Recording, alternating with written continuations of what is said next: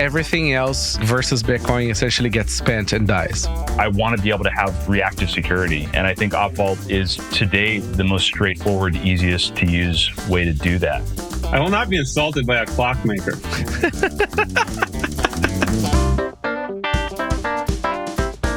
Overall, these kind of ways to make the network easier to both build on and interact with, I think is a really big deal. If Bitcoin existed when we started Twitter, we would not have to go down the ad model path. I mean, as simple as that. Integrating Lightning into a social network is the killer app. Hello, and welcome to the Bitcoin.Review podcast, where we explore developments and projects with the people who actually make them happen. The show is supported by Pod 2.0, Sat Streaming, and CoinKite. If you're a new listener, I'm NVK. I run CoinKite, where we've been helping people secure their Bitcoins for over a decade. We make the cold card and fun products like the block clock. You can find more information about it on coinkite.com. Hello, and welcome back to the Bitcoin.Review, the podcast where we make people sleep talking about all the software updates in detail. It's great. And it's not for you, it's for us. It's therapy. And with me today, I have Mr. Craig. Welcome back, sir. Good to be here as always. Happy New Year, all. And let's talk about the very few things that have happened in Bitcoin over the last little while. That's right. You do bring up a good point. It is the first episode of the year, so Happy New Year to all the fans out there. I've kind of lost track of that. It's just we're entering the third year of the show. Can you guys believe that? Wow. I guess it's a real podcast now. Mr. Odell, welcome back. The pod professional guy. Yeah. I might be shitposting on Nostr during this rip, just FYI. That's what you do in a normal any podcast recording. It's different. Wait, so it's been 3 years because the show started in December of... Is it December that started? No, it was not December. It can't be December. Like, it's not a real 3 years, right? It's like 3 years asterisk? No, it's starting the third year. Yeah, okay. Glad we got that sorted. Sure, rub it in, longest going pod presenter in that other show that doesn't have a proper list. Search Rabbit Hole Recap. You know what I should do, Matt? I should sponsor Rabbit Hole Recap to shill Bitcoin to review. That has never been done in Bitcoin before. You do sponsor Rabbit Hole Recap. No. But as like a sole ad. We only have 2 sponsors. The first ad in the whole show needs to be the leading sponsor is another pod. Well, we're going to charge you double for that. Oh, shit. Okay. And with that, hello, Mr. Pablo, the man who ships literally 90% of all the Nostr software. Hello, guys. Welcome to the third season, officially, of Bitcoin Review. Yes, that's a perfect way of putting it. That's why you get paid the big bucks. Oh, man. What a year this is going to be, huh? 2023 was never boring, to say the least. 16K Bitcoin all the way to whatever. Lost track. That caused a few dramas in all kinds of things. Lots of updates in Bitcoin. It was something. This is not a year in review episode. I think it's just me being a little bit reflective. What was your favorite thing that happened in 2023? Sorry? What was your favorite thing that happened in 2023, Bitcoin related? I don't know, man. Like, I am not a picking favorites kind of person. It's whatever at the time I found interesting. Like, it's my brain doesn't function in like, what is your favorite color kind of thing. How about you? I still can't believe, and you played a massive part in it. I still can't believe that Dorsey gave $10 million to OpenSats. Like, that was such a game changer in terms of, we just released our year in review transparency report. Like, the last 7 months in OpenSats has just been a fucking whirlwind. In a way, or it's kind of like because of Pablo, the whole thing started with, hey, so if you don't do it with your big bucks, I'm going to do it myself with my small bucks. I'm going to fund this guy to go write NDK. he was like, why don't you take this like big check and go do this? And then the rest was history. Yeah, it's a history that is very much changing the lives of many, many, many people. Like, it's having a very significant impact. It's hard to understate overstate how big of an impact it's having.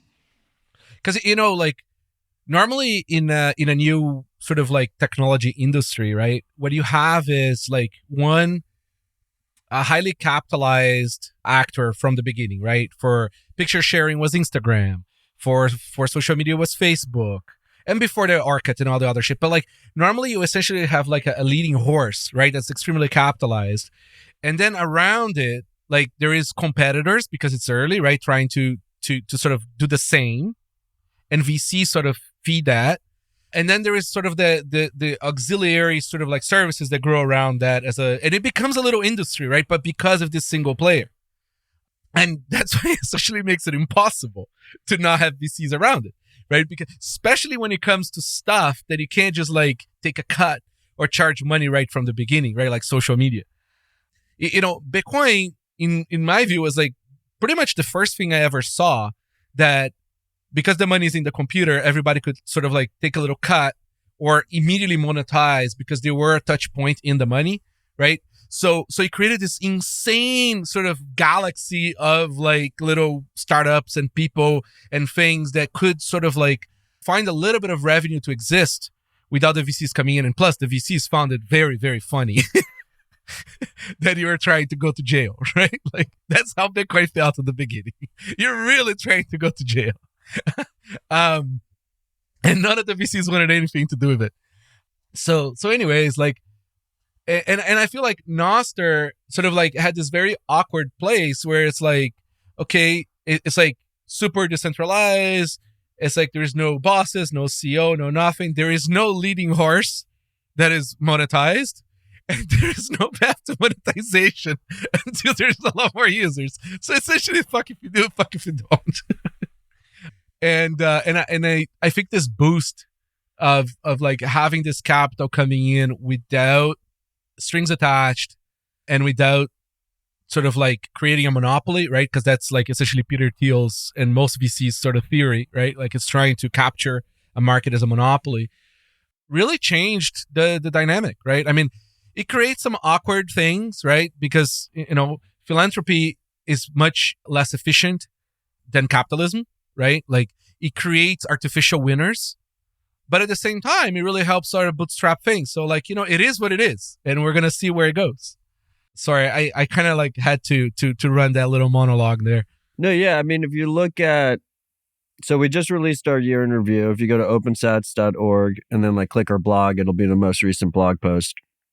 But over the last 6 months, OpenSats has funded 21 different Nostr clients, right? Like that is fucking insane in terms of an ecosystem that is younger than this podcast, apparently. Yeah. That is fucking massive. And did Nostr need this to succeed? Probably not. But I think it just supercharges the whole thing. It just makes that the adoption that we're going to witness happen way, way quicker in a much healthier, stable way. You could say they kind of maybe needed it, because every single social media decentralized solution out there either died or centralized, right? Like, so, I mean, this does help, right? Like people sort of build things. And I think it's also the right people. It's not like we're throwing sort of money at Blue Sky, which Jack also did. I think it was needed, because when you look at how Nostr works, it would be very easy if one client gets a majority of the shares of the market share of the users, they could very easily dictate what the protocol is, right? Absolutely. That's what basically happens with ActivityPub. And you end up with a bunch of clients that are second-class citizens, and they just need to play catch-up to whatever the dominant player is doing. And if there were enough economic activity in Nostr to attract one VC fund that might fund someone that is not a good player in the space, they could just say, well, fuck it, I'm going to create my own spec. you guys figure it out. Yeah. Anyways, guys, I think, OpenSats is doing incredible work. There is also Brink There is also HRF. There is a couple more, I think. I forget the name. Chain code is a big one. Chain code.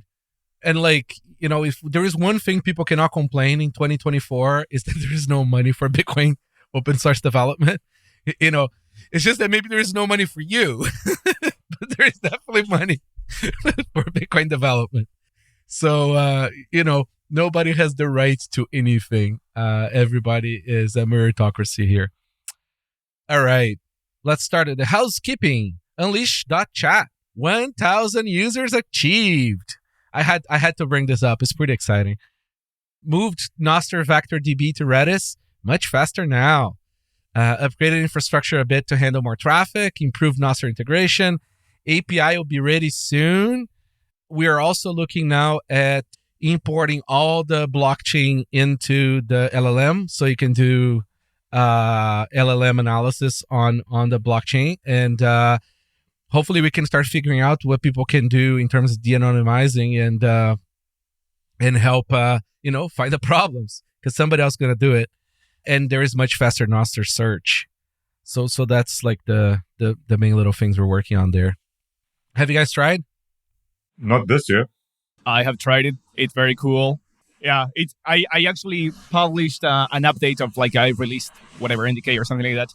And then I immediately went to Unleashed.chat and I asked it about it. And it gave me, I asked it, tell me what was the feedback to this update.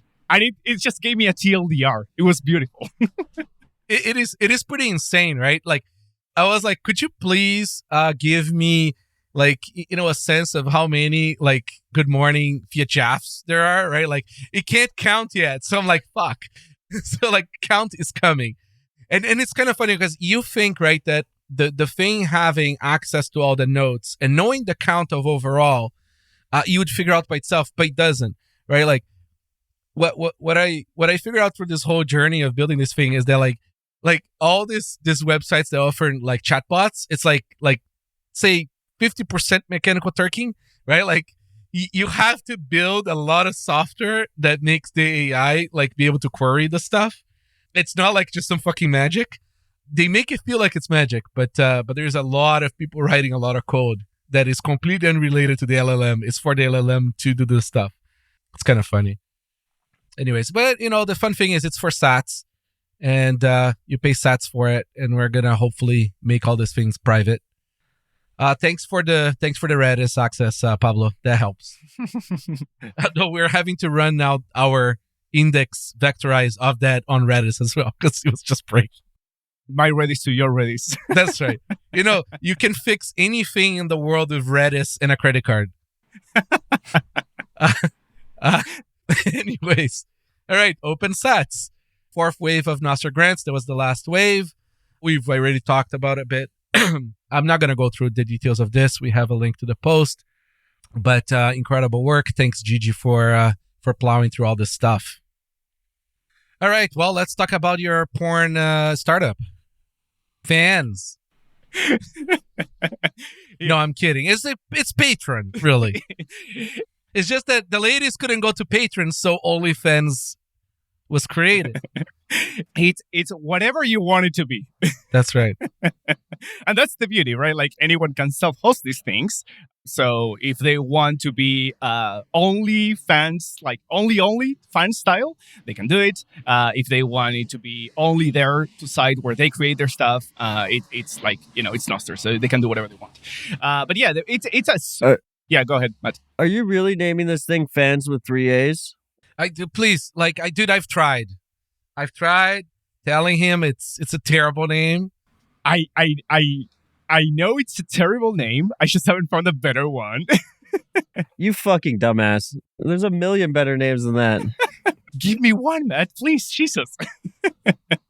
The good thing is the pod is recorded, so you can say it. He can go register the domain, and then the show comes out. Now, so here's the thing. Because the idea, what I'm building with this is very much not only for Bitcoiners, right? So the real big mass of users are not listening to the podcast. They are not in Nostr. So I can rebrand it later. Once I'm ready to launch it Product Hunt and whatever, I can rebrand it to whatever the name might be. But man, we have Arkinox throwing around ideas, Carnage throwing around ideas, Svetsky, a bunch of people, including NDK. And no good ideas have come out so far. So we're like, okay, fuck it. We'll do it live. Yeah, well, it's going to have to be what's going to have to be.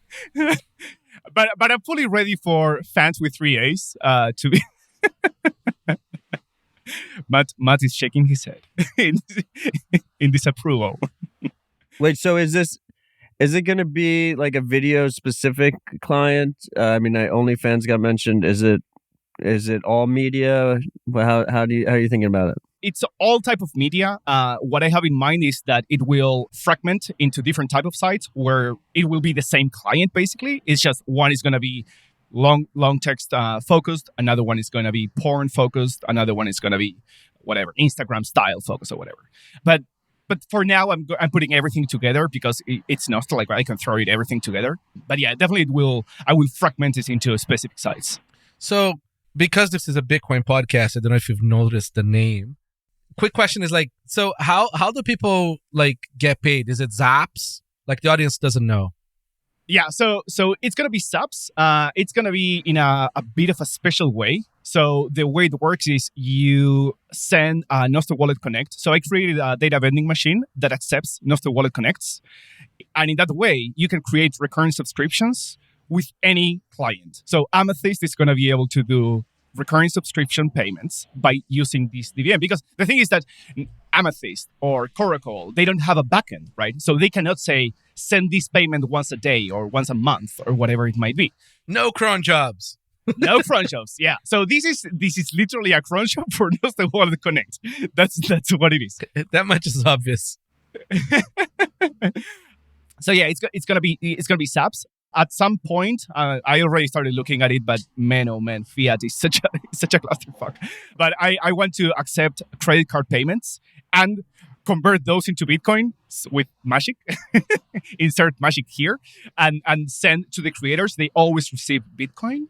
But when you create your tiers and your profile and all the things, you can say, my unit of account is dollars or Bitcoin, right? So if you say dollars, each month, it will calculate the number of sites that you should receive, and it's going to send that over. That's pretty exciting. Wait, you don't even have Faaans with 3As.com? No. So you have a shitty fucking name, and the excuse isn't even that you were able to secure the domain, because there's just some random German company that has the domain. Jesus Christ. I wanted Faaans with 4 A's, and everybody told me it was a retarded idea because I could get the .com. So he went to 3. Okay, we'll brainstorm a better name for this. All right, it's a great idea. It could be one of the killer apps early on in Nostr, in my opinion. Yeah, I think so. It has a bunch of shit that is very interesting. Do you know how long I've been badgering Pablo to fucking make an OnlyFans clone on Nostr? It started in Tokyo. Year? It started in Tokyo. We were in the taxi and tell me, you know what? No, but that was before that, remember? Oh, no, actually, that was it. That was on the taxi ride, wasn't it? Yeah, it was on the taxi ride. I think I own onlysats.com if you want it. But the thing is that it has to appeal to non-Bitcoiners, right? So sats doesn't mean a thing, right? Yes. It should be .cash. Do .cash. Fans.cash. Is that available? Actually, I mean, I might appeal the wrong kind of Bitcoiner. There is no such thing as wrong. There is just the paying Bitcoiner. There's just shitcoiners. That's right. It has a bunch of really cool things. And one of the things that it has is that content, when a creator creates, say, for example, you write a long form and you publish it with a preview for everybody, but only for your subscribers, they can actually access the thing. If someone creates a highlight, like one of your subscribers creates a highlight, that highlight will go to Amethyst and will go to Coracle. And from Coracle or from Amethyst, people can subscribe, and Coracle and Amethyst can take a cut if they so wish. So like all this stuff, like all the monetization part, can leak into all the clients. Hey, Pablo, I just bought Faaans with a Z, 1A.cash. Works. I'll send it to you. It's actually pretty good. It is pretty good. Fans.cash. Not fans with a Z.cash either. That's a horrible name. Listen, any words that are real are gone. Wait, why don't you just fold it into highlighter? You have highlighter.com. That's not a bad name. That's actually not a bad idea. I haven't thought of that. There you go. Yeah, because highlighter is hopeless, right? I mean, like, no human that is not Pablo is going to ever use highlighter. It's just too fucking complicated. It's such a good domain. That is very true. Ah, shit, I haven't thought of that. That's a very good idea. There you go. Yeah, because like highlighter in a way was like the idea, like the lab of what this thing really is. Yeah. I mean, even highlighter had like the subscription and all that thing. But this is like a million times better. And you're highlighting content or parts. And you're highlighting content, and you can. Oh fuck, that's a fantastic idea. Okay, we can end the show. This was incredibly productive. There you go. Okay, so there's something that can be learned from this. If you're ever trying to come up with a name, if you ever have to spell the name, you have a bad name. Mm-hmm. That is as simple as it is. Do not ever do a name that you have to say it's Moon with two U's, Fans with 3 A's, Fans with a Z. You can see the trend here. It's very clear. Do not choose a name. We have to spell the name. Today I saw radio with 6O's.com. And it's an actual thing. Oh, God. You know who started the R at the end was Flickr. Remember Flickr? Everybody would ask how to spell it for a long time. It took long time. Yeah. And where is it now? Consigned to the dustbin of history, right? It's gone. Yahoo bought it and then destroyed it. Yeah. Like everything Yahoo ever bought. Yeah, it is pretty brutal. Yeah, no, I like highlighter is a little bit hard to spell for most people, but Craig did a little bit of a humble brag there. Like Sparrow Wallet is a sneaky good name. it was a great name. All right. Well, Pablo, this is going to be fun, and I'm looking forward to seeing it. All right. Let's get into the vulnerability disclosures. It's more like vulnerability these days than disclosures, but Nostr under DDoS, and that also spilled over to mempool.space. And, guys, that's how it works. The spooks work with the stick and then the carrot. It's like, here is millions of dollars worth of DDoS, and here's a free solution if you share your key with us for no DDoS, where we cover millions of dollars of bandwidth. No problemo, for free. So that's my opinion on the DDoS. Craig, well, you don't have to deal with that, right? Client side. No, that's luckily not a part of my world unless somebody wants to DDoS sparrowwallet.com, which they actually have done once. But I just said, buddy, this is an open source project. Good luck. Let's see how long you can keep this up for. Yeah. Back in the CoinKite days when we were like hosted wallet and multisig sort of like in the cloud solutions, like we were like completely overwhelmed with DDoS at all days of like for years. Like it literally didn't stop. You had to either go Cloudflare or Tor. The solution for DDoS is Tor. But yeah, it was pretty brutal. Well, Tor doesn't solve DDoS either. Well, it kind of does in a way. It's just a little slower, but you can't do this if you're connecting directly to your onion address. You're pretty good.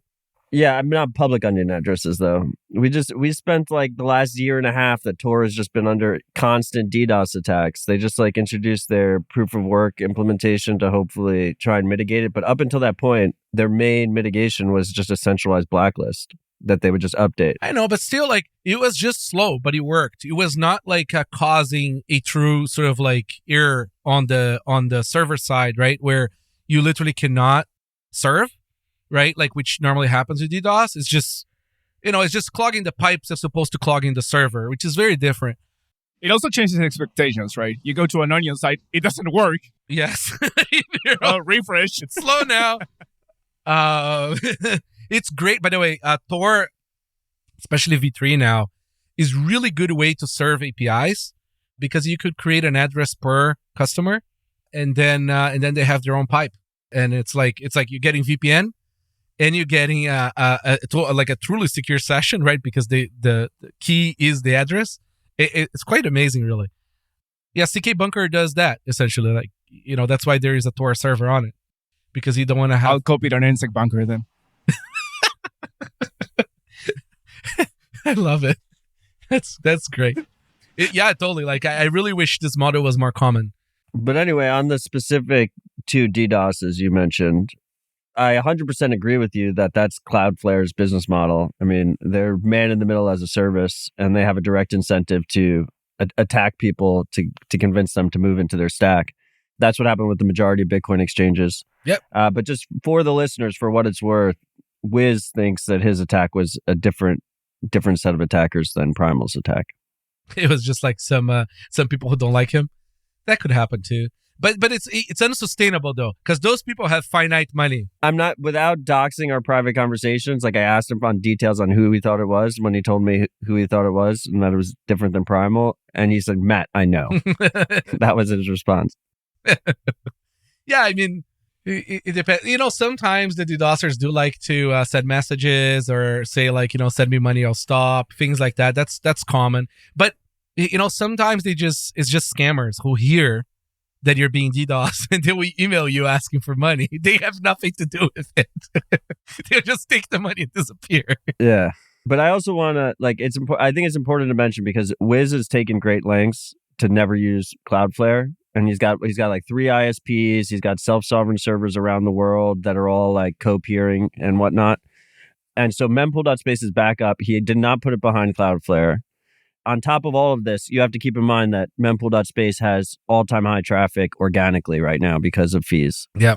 And like almost every major wallet is using them for fee estimation and constantly hitting their servers as well. Like Mutiny Wallet's entire back end is just they don't run a full Bitcoin node. They just hit mempool. So yeah, there's some color. Yeah, it's better than it used to be. People used to have blockchain.info as their backend. But I will say in a private chat with Milan NVK, I said when Primal started going under DDoS, I said you should reach out to Wiz. Mempool's a fortress, and then a day later they got DDoS. So it was kind of a funny turn of events. Yeah, I mean, it really is sort of like a real world cost problem, right? Like it's like how much credit card do you have for bandwidth, and to have like front end servers that just take on the pounding and load balance between a bunch of them. It's not, especially the peak. It's very difficult to handle it. Anyways, yeah, it's good. It's a feature of being successful as a product or as a service or a new technology. Like it's a good thing. All these major public relays are going to get like DDoS like crazy once Nostr gets any kind of real adoption, right? Yeah. Well, I know. I mean, you could make it so that the first session requires a signature from known subscribers. For example, anybody up to 10 hours ago, if they can sign with their key, they can access the relay, for example. There is clever ways of handling this. All quick and dirty kind of thing, right? Like until we have like better proof of work on browsers and things. That's what the Cloudfire project was about. Anyways. I mean, the thing with Nostr is if we do things right, if we don't put just everything in the same relay or in the same 3 top relays, then we have horizontal sharding just by the nature of the protocol. So what do you DDoS, right? If you have 5,000 relays that carry a lot of traffic, a lot of the nodes, what are you going to attack? Whereas if you have 1 relay or 2 relays, yeah, just go for those. Yeah. All right. 4-year campaign backdoored iPhone using possibly the most advanced exploit ever. That was pretty cool. It was a fantastical type of exploit. It was on TrueType, right? Or some other font system. How they loaded some of the exploits. I can't remember now. I looked at this about a couple weeks ago. So yeah. And it was specifically against the Russian government. But attacker iMessage account, PDF file, TrueType. Yeah, it was on TrueType font exploit. And then like it just goes in and like the amount of layers on this was amazing. But like remember, right? This is one good one that they just let the world know about. These guys have like many of these. No. They didn't let the Russians released it. Kaspersky released it. No, but it's because it was used, right? Like all these attacks against them. Yeah. But all these attacks are only known, like we have many of these, right? Yeah. These guys have like a box inside a box inside a box in a safe inside the NSA, whatever, right? Like, but this was the NSA attacking the Russians finding out 4 years later, realizing it had to do with undisclosed things that Apple never disclosed. yes, And then they released it to the world after they discovered it. that's right. Yeah.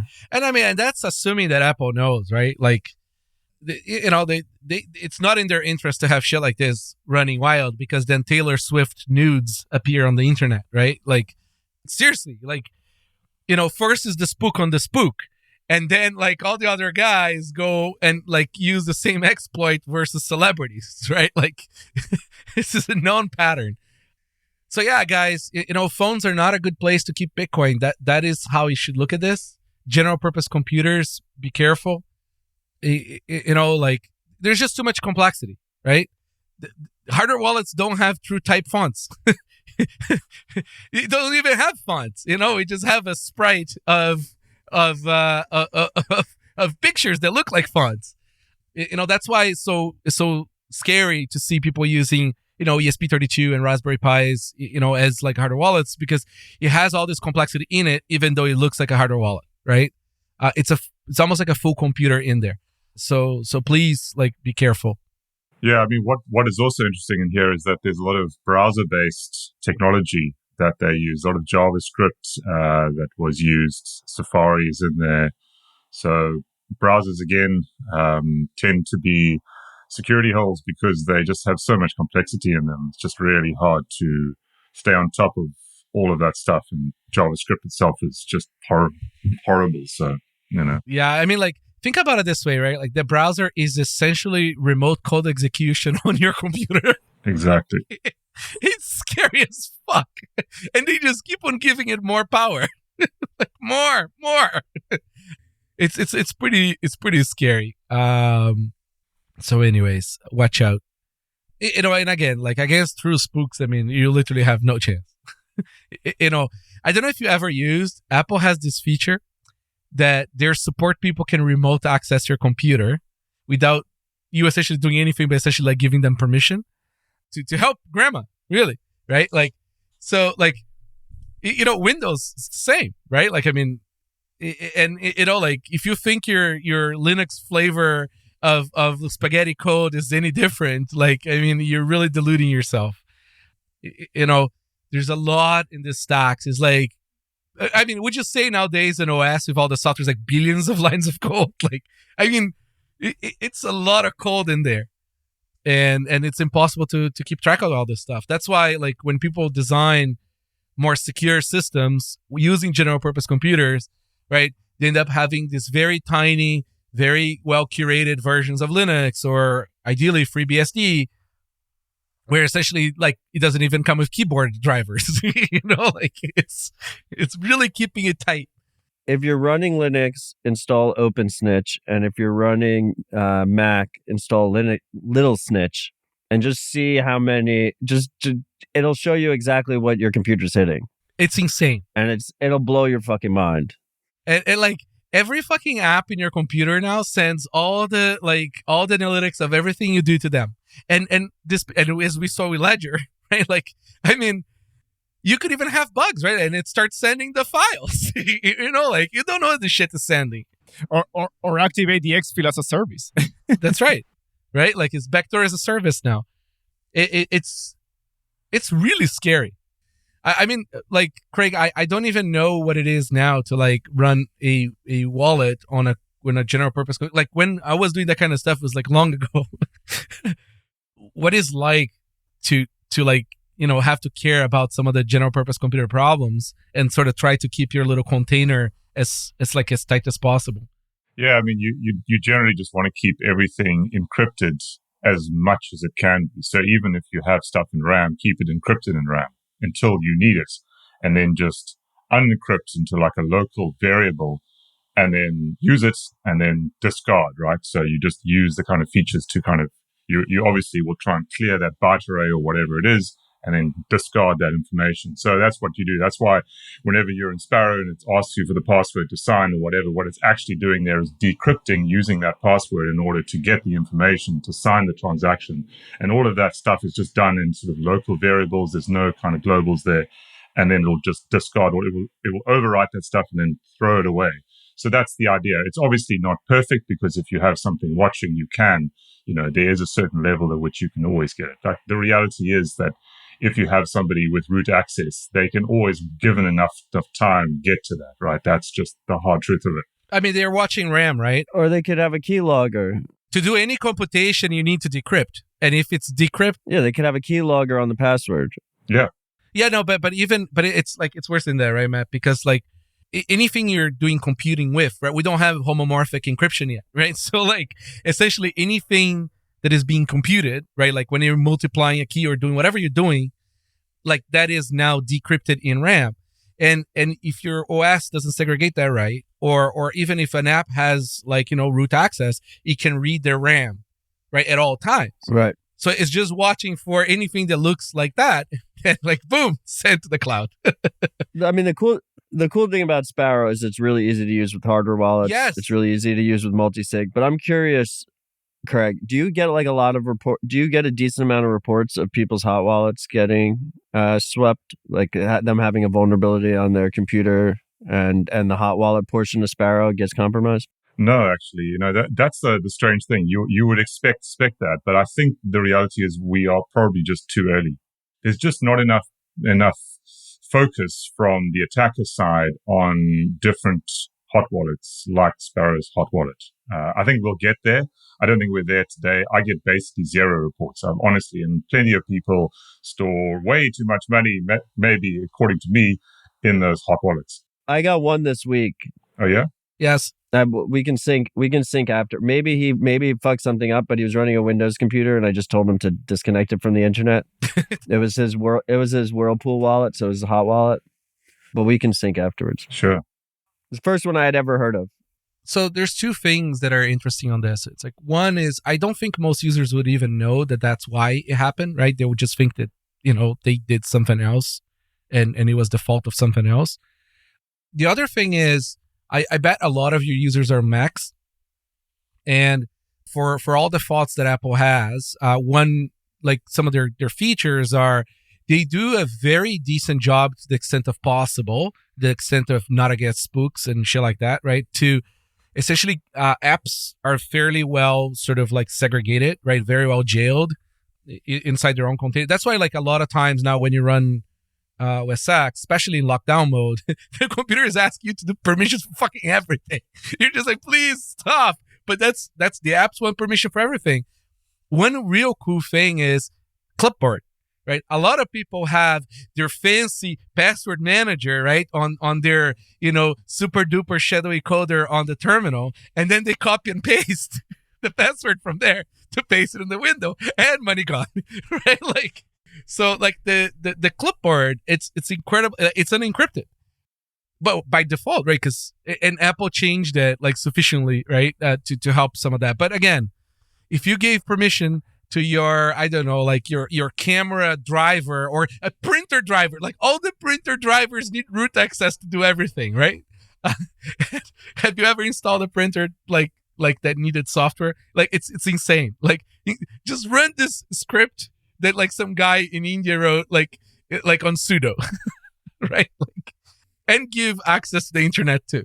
So it's pretty scary that way. But I think like there is enough like issues now with lawsuits and like people losing other issues and, celebrities losing their dick pics and things that like the systems are improving at least against the script kiddie level attacker or just like a bit above that. Like systems are a lot more hardened now, except for Windows, of course. And yeah, I mean, again, general purpose computers, not for keys. Yeah, I mean, the best advice you can give anyone, the simplest advice is just don't use Windows, right? That is just the best advice. Okay. Yes. Flat out, like that is 100% improvement right there. It's really just horrible from so many points of view, but security is definitely one of the top ones. And that's like number one. Just try, like, get yourself a simple Dell machine, like doesn't have to be expensive. Install Ubuntu or some Linux on it. Use that. Don't use your day-to-day work machine, which you can install all kinds of other crazy stuff on. Maybe you're forced to by your work or whatever. Just keep your Linux laptop aside. Don't install stuff on it, and your hot wallet will probably be absolutely fine. No worries at all. To be fair to the freak, like he wrote me like 5 paragraphs explaining what happened. And the first 2 sentences were, yes, Matt, I didn't use a dedicated computer. And yes, Matt, I was using Windows. I will change that going forward. Like that was his, how he set it up when he told me. You know, this rabbit hole goes deep, right? Because, you know, as attention and there is money to be taken, right, from Bitcoiners increases, you know, like people who put effort into it, right? And like devices have bugs, right? Like we don't, you know, the malicious conversation from maintainers is such a fucking waste of time because like it really is just bugs, right? Like bugs happen. And, you know, like if you're using, like if your OS has a bug on something and like somebody has a very retarded simple exploit on their browser, they can probably already steal your whatever's in your RAM, right? Like, and then from there, like, you know, if you're using hardware wallets, don't plug them in because they could have a bug, right? Like, and if they're not connected, I mean, like the chances of like the key leaving the thing and going to the internet much lower, right? Like, it's just the computer that you do for Bitcoining is not connected to the internet, right? Like, just removing the wires, you know, like it's like million X improvement in security, right? Like because now somebody has to physically come and take it from you. Right, or have some like insane exploit in order to jump that barrier, and you know, and it doesn't cost anything, or if it does, you know, it's just a couple $100 and you have solutions, right? So anyways, yeah. I think what's cool about the that exploit that came out with the true type thing, it shows you how all the different type of bugs and how they can go from bug 1 to bug 2 and exploit. And even though you might feel like the secrets or whatever you're keeping is very hard, you can jump through systems, right? Like you can jump from exploiting one thing to exploiting the next one, all the way to whatever you want to get. I mean, these are connected, right? So because you have synchrony in the attack, right? Like it's a lot easier to keep on testing your pen testing, right? Like as you're getting in there, you keep on finding another hole, right? Because again, you're connected, so you can keep on testing. It's, you know, like having that feedback is, you know, it's, as everybody who has ever wrote code or built a system knows that, you know, if you have logs, you can find the bug a lot easier than if you're fully blinded, right? Like tossing code out there and like not knowing if it works or not, like that's NASA shit, right? Like let's just put our hover on the moon with 1960s code that still works, right? Like it's a little harder. And the guy has a bug that killed it, right? Like, no, like, anyway, that's how I feel like when we're building like secure systems and hardware wallets and things. Like, so what we're trying to do is like keeping shit as segregated as possible and as simple as possible. All right, next vulnerability. Critical vulnerability has been found in LNbank plugin for BTC Pay. This was the second plugin issue for BTC Pay, I think, or first? I kind of lost track. No, for this specific plugin.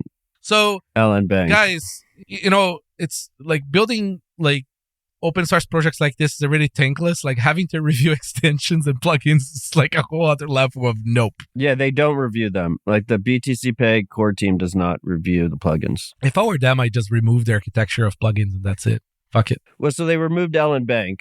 Yeah, but it's going to be found on something else again, right? Like it's... Well, I think specifically in terms of this plugin is a custodial wallet plugin, and it gave you the ability to have open registration. So you could have like a public-facing site that allowed people to create a custodial wallet, and of course, a malicious person can go and do that. So I think, first of all, the big lesson should be that, you know, doing custodial wallets are heavy liability, not just on the regulation side. They're heavy liability because you're managing other people's money, period.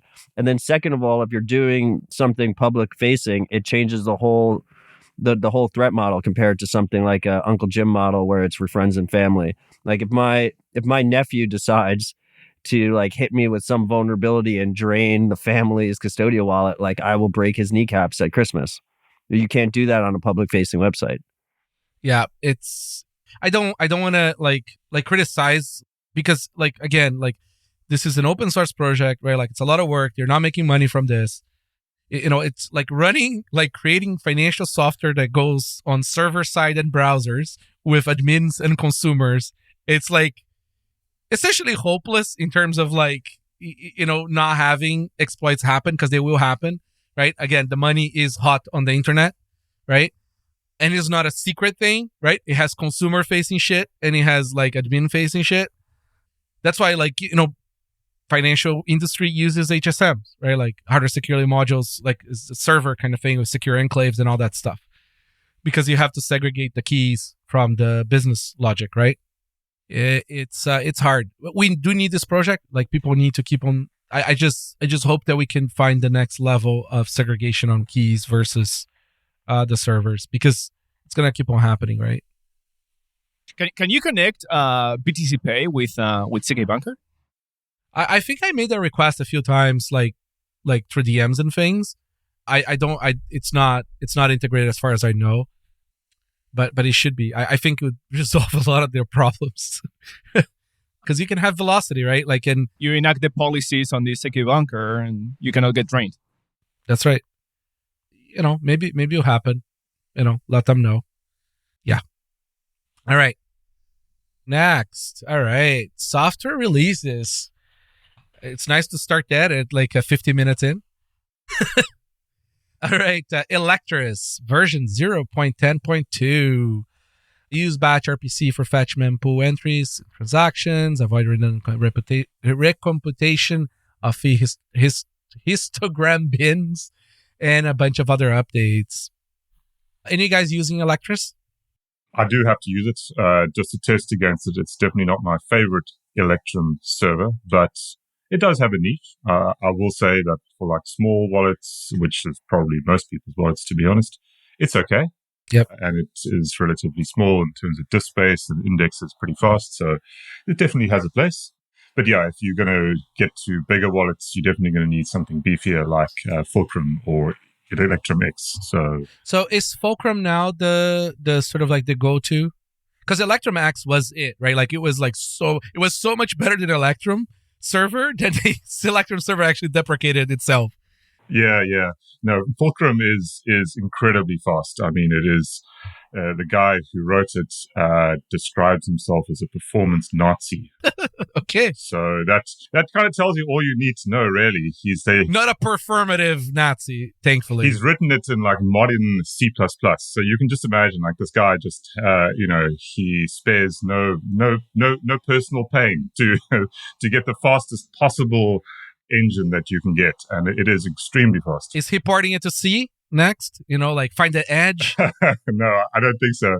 But he is actually a Bcache dude, and that kind of actually really explains many things, because if you think about when they have these massive blocks and they were trying to prepare for that future, it kind of explains it, that desire to go out there and create this thing. But anyway, he's written this awesome piece of software, and it's just really clearly filled a need, because I was kind of looking for something different, about 2 years ago, and eventually somebody online just said, "Hey, have you tried this thing?" And then I just did some tests.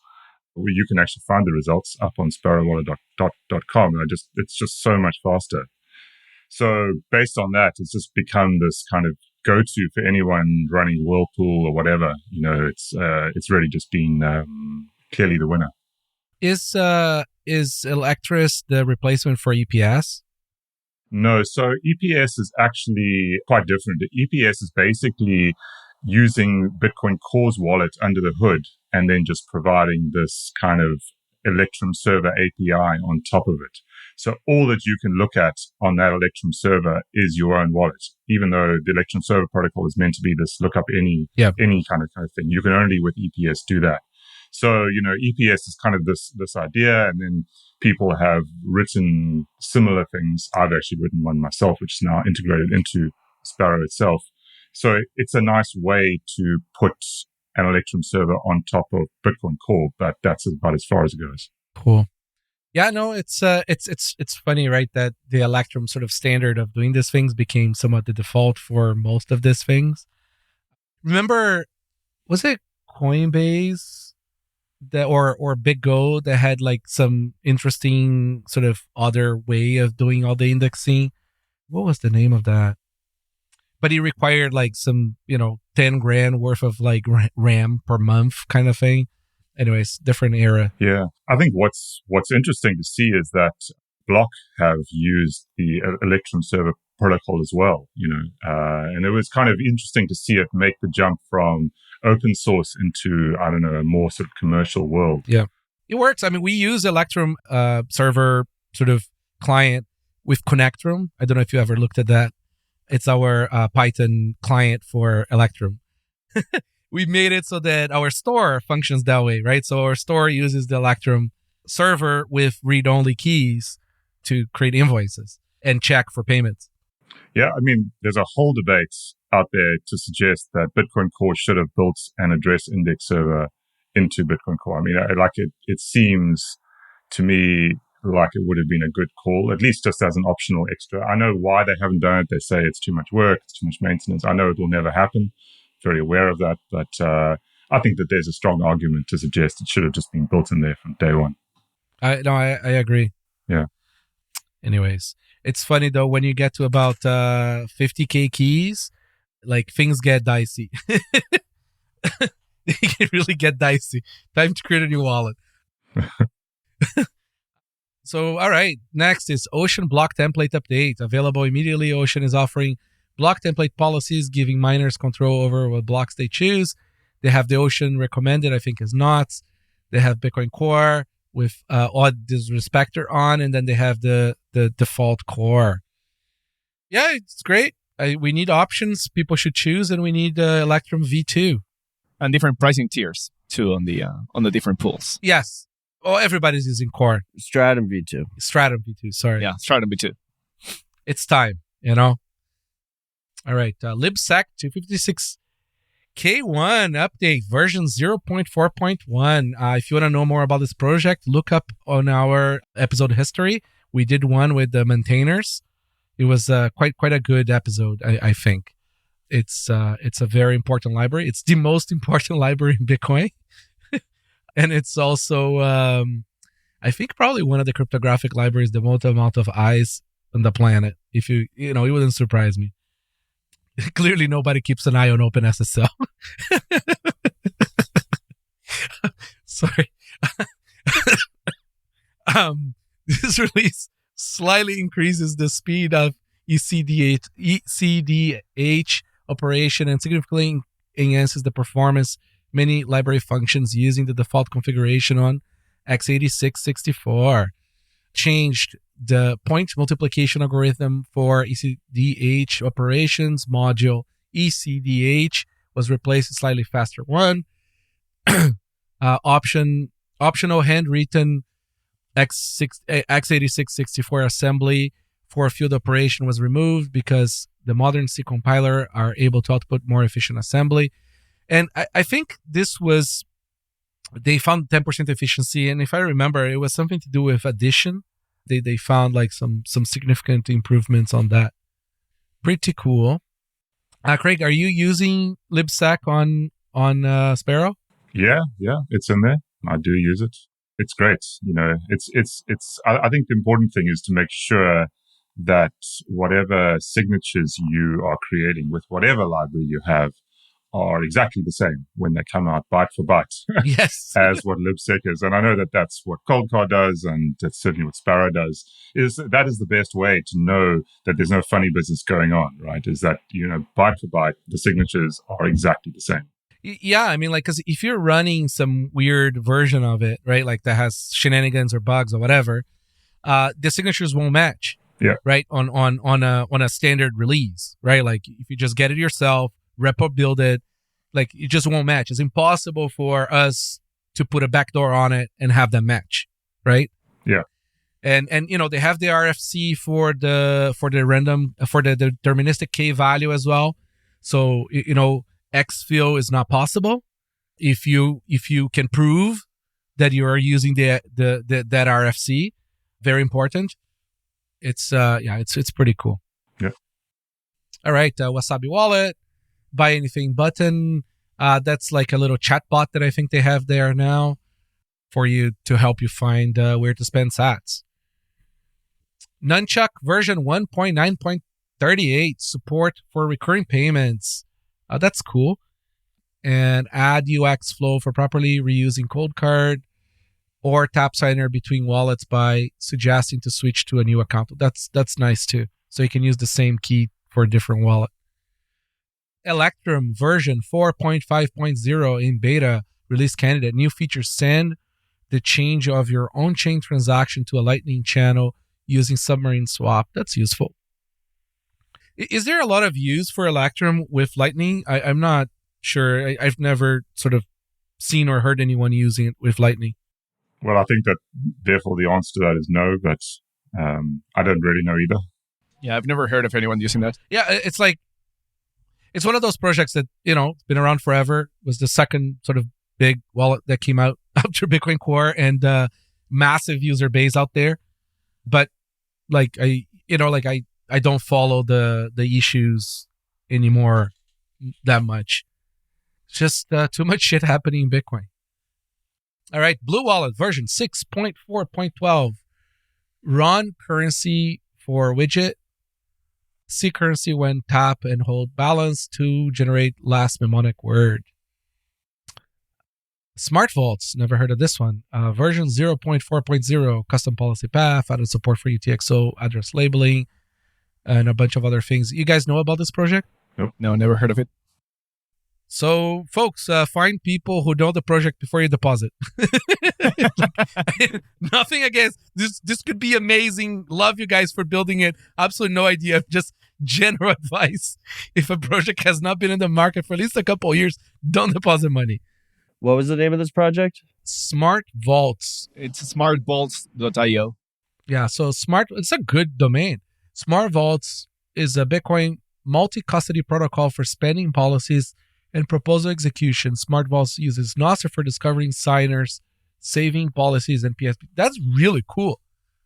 There is a little trend going on again of trying to create like good multi-sig coordinating wallets, right? Not just the wallet, but also coordination of signing transactions. Craig, my ultimate dream for Sparrow is a little chat window, where you have, Soviet era chat window, right? Like, we're not talking about emojis here. And it's just that, like, you can add either the PGP key or like there is some pipe, right? Like, and some encryption using the local mnemonic probably. It's like maybe bit message kind of thing, right? So and so that it can coordinate from the actual signer, right? Like you go there and the client signer saying, "Hey, can you sign this? It's me. I have access to the keys clearly." Yeah. If you can read this message, it's me. Yeah, I mean, I guess the question is whether people would use that or whether they just use whatever messaging client they already have, right? That's the thing. You don't want to kind of recreate stuff which always expands the attack surface, and then people just don't even use it. Oh, there's that thing, really?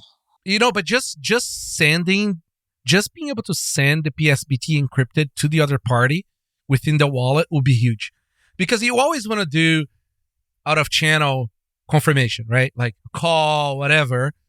But like being able to send that file that's super sensitive privacy wise to them encrypted within the wallet will be huge. Sure. I get that.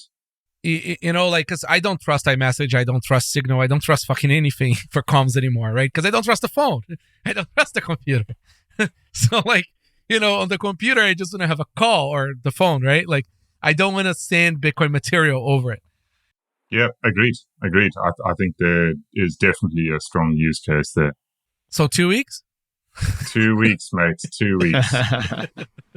I think this Smart Boltz project used to be called Coinster, which is how I knew about it. Okay. And they must have rebranded. Okay. Much better name. Way back in the day, there was this project called, they got bought by BitPay. It was a JavaScript wallet as like a native app on iOS and Android. Copay? Yeah, the UX was just what we need today. It was just right, but it wouldn't work with over like 1,000 UTXOs. It's like dead. JavaScript breaks. It was way ahead of its time, though, in concept. Yes. It was also before PSBTs were a thing. Yes, that's right. All right. Peach 0.4 introduce instant trade feature, streamline creation process, enhance the visibility of trade partners, a bunch of other stuff. Hodl Hodl upgraded rating and review system. SatoshiGPT is just sort of like an AI model that has a bunch of Bitcoin knowledge in it. Blockstream Green version 4.0.22. Open all external links using web view in the app. I don't understand why you'd have web links on a wallet. Update Breeze SDK. Improve Bluetooth scanner.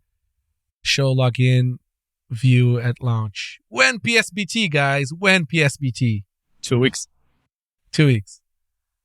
Trezor version 23.12.3. Address can now be displayed in spaced format, presenting user with chunks of 4. German and Spanish added. Cool. The Satoshi GPT thing is Svetsky's thing. It's the Spirits of Satoshi thing, but now on OpenAI. Yeah, it's he's gonna be on Shark Tank again for that one. It'll be fun.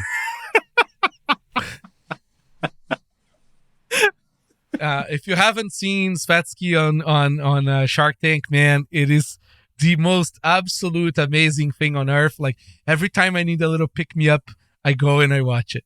Like it is, and I've watched in groups. It's just so good. Svetsky is a fucking hero. He's a fucking hero for doing that, man. Like the balls on that man are made of steel. The first time you watch it 3 times in a row. Yes, it's just so fun. It's just too good, man. Like I appreciate like people that can just like handle that kind of suffering with like a straight face. Craig, since we have you here, I know you don't have an update today, but do you want to talk about your next update since you're here? Yeah, so it's bitcoinertest.com is a Bitcoin-related test set up by a mate of mine. And the idea behind it really is that you can take a test to test your knowledge in Bitcoiner. And at the end of it, you can basically get a certain score, right? And the higher your score obviously indicates the better you sort of understand. And the sort of idea behind this is that you can effectively prove that let's say you are looking for a job in the Bitcoin ecosystem and the company wants to know, well, does this guy actually know what they're talking about or not? This is a test when you can say, well, I did this test and here's my score. So we don't really have much like this in the world. How do we kind of qualify people? So the idea is just to have some kind of a system in place which allows people to rate themselves and to kind of get that score. So if you're interested, go and check out bitcoinertest.com, take a test. And I think if I'm not mistaken, you get paid a little bit of Bitcoin, but I'm have to check up on that. But yeah, that's cool. It's cool. No, it's the opposite. You pay Bitcoin to take the test. Okay, thank you, man. That's very cool, Craig. And for Sparrow, do you have the updates that are coming on the next release? Anything interesting that you want to mention, or you want to just come for another 2 hours of pain when it comes out? Well, look, I don't know if it's coming in the next release, but we definitely am going to be working on decentralized whirlpools soon. So that is, I think, coming up soon. That's all I can say. That's cool. And would that be same model where like somebody takes the fees? Where do the fees go?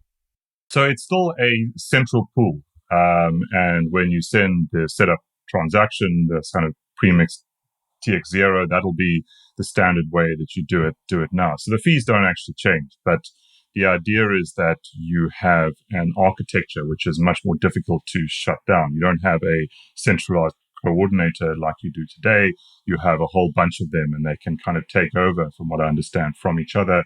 And they're all talking to each other via this Soroban network layer security protocol, which we already use for the kind of Stonewall 2s and all of that kind of thing. So it's built on that layer. And you basically have a bunch of people. I think it's going to be in the sort of Ronin Dojo world as well. I'm not fully aware of all of the finer details at this stage, but the idea is to get to a point where you can't have the Liz Warrens of the world point to a single IP address and say, hey, that's got to go. You just can't do that anymore. So it's coming soon. I know that they've been working on it. The Samurai team have been working on it for quite a long time now. So I think it's finally getting close. Very cool. Yeah, I mean, the dream is for these things to be fully decentralized and have no points of capture economically or technically, right? That is the goal. All right. Next, now we're moving to project spotlights. The Bitcoiner test. Yeah, I mean, you talked about that one. Bitcoin freelancer, find freelancers that accept Bitcoin. Essentially anyone. All right, TopBuilder. That's Pablo related. It's like Top Chef, but for builders without the money or the glory or the TV in Madeira. Pablo, you want to talk about TopBuilders? I'm guessing you mean software engineering. No, he's confused because TopBuilder is Pleb Lab's thing. Oh, shit. Okay. And sovereign engineering is Pablo's thing. There you go. Talk about yours, Pablo. All right, let's do it. Yeah, we're starting the program in a few days, actually, on the January 8th. 21 people, originally 21 people, one of them fell through. So 20 people totally ruined our meme. Next time we'll do 22, just to be safe. Yeah, and a bunch of really, really cool people. I'm super excited about it. A bunch of really cool people are coming. People that are builders, that have proven themselves to build stuff. Just coming to build stuff together. So we're going to be sharing a beautiful co-working space here in Madeira, just for us, basically, and just working together. The idea is to do a few days of setting the frame on just exploring what's possible because of Nostr, because of Bitcoin, because of Lightning, or rather than what's possible, what new pieces might be possible and how could you fit those pieces together to create something that was impossible before. So yeah, it's super exciting.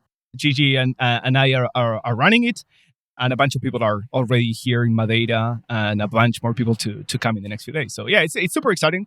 We're going to be running another cohort in May. I think it's a day with same thing, 21 people, same premise. We might pick up a few lessons here and there, but the idea remains the same: to explore building the stuff that is not obvious to build. Cool. Rhino Bitcoin App, a comprehensive financial app, allows you to manage Bitcoin transactions, pay bills, borrow money, and invest in retirement accounts. Okay. Orange Clock, an open source Bitcoin timepiece for everyone. This one is really cool. It's like a plastic enclosure, single LED ink display, little device that shows block data. Kind of like similar to Block Clock Micro, but its own sort of look, its own sort of data, its own everything. It's very cool. It's nice to see people build things that are different, unlike that Block Clock clone that looks like ass. And next is economically unspendable Bitcoin UTXO calculator. Don't go to this calculator. It's gonna make you sad. You put some of your dust there. It's really brutal. The other day, I had to spend, this was a business transaction. I think I had to spend like almost $3,000 to sand 40 grand. It was just, and it had to happen in a specific time frame. Boy, that was painful to see. Yeah, so manage your UTXOs accordingly. Did you send it over Christmas? I don't want to dox the transaction, right? But okay, because I remember you saying within the time frame. I laughed at the post. He had a post that he was like, "Oh, I consolidated in a low fee environment of 70 sats per byte." Yes. That was a different transaction. There was one that was way worse than that. It was pretty brutal. When people are calling a low fee period of 70 sats per byte, that you were right about your mempools call. Yeah, it's brutal, and it's only going to get worse. I mean, that's Bitcoin. Right? People should accept that that's Bitcoin. Bitcoin's success means you're going to have to pay a lot to transact it, I really, really think state chains can do a lot on this. We just trade the private keys and we don't make transactions. It's like a Open Diamond Sats card, but on digitally, right? A couple of weeks ago, I split a UTXO into like 6 different sats cards with like 250,000 sats each. And I'm pretty sure those are going to be useless very soon. But I'm going down with the ship though. No, but here's the thing, right? Like CoinDays destroyed helps, okay? When they're building templates, they do include all their transactions with priority. So that does help on the fee calculation. So, just wait. Plus those sats will be worth a lot more later, Yeah, people fuck up too because they think of fees in dollar terms. That's right. But they're always in sats terms. Yep. So yeah. Craig, do you have any features that like help people, we used to call it defrag? They're like just help them rebundle the UTXOs in a more sane way based on some, more like fuzzy sort of wishy-washy heuristic on like what is a small UTXO and, that kind of stuff? Yeah, I mean, not directly. I often, see people online saying they use Sparrow and it was easy to consolidate UTXOs. But, what Sparrow does is when you spend, it basically tries to not create small change output. So it's going to go for a minimum 100K change output. And it's not going to create one smaller than that. It would rather pay a higher fee. So, it's that figure in that particular setting will probably have to change with time, but I think it's still good enough now. It's actually borrowed from or copied from Bitcoin Core code, which I think was 10x that.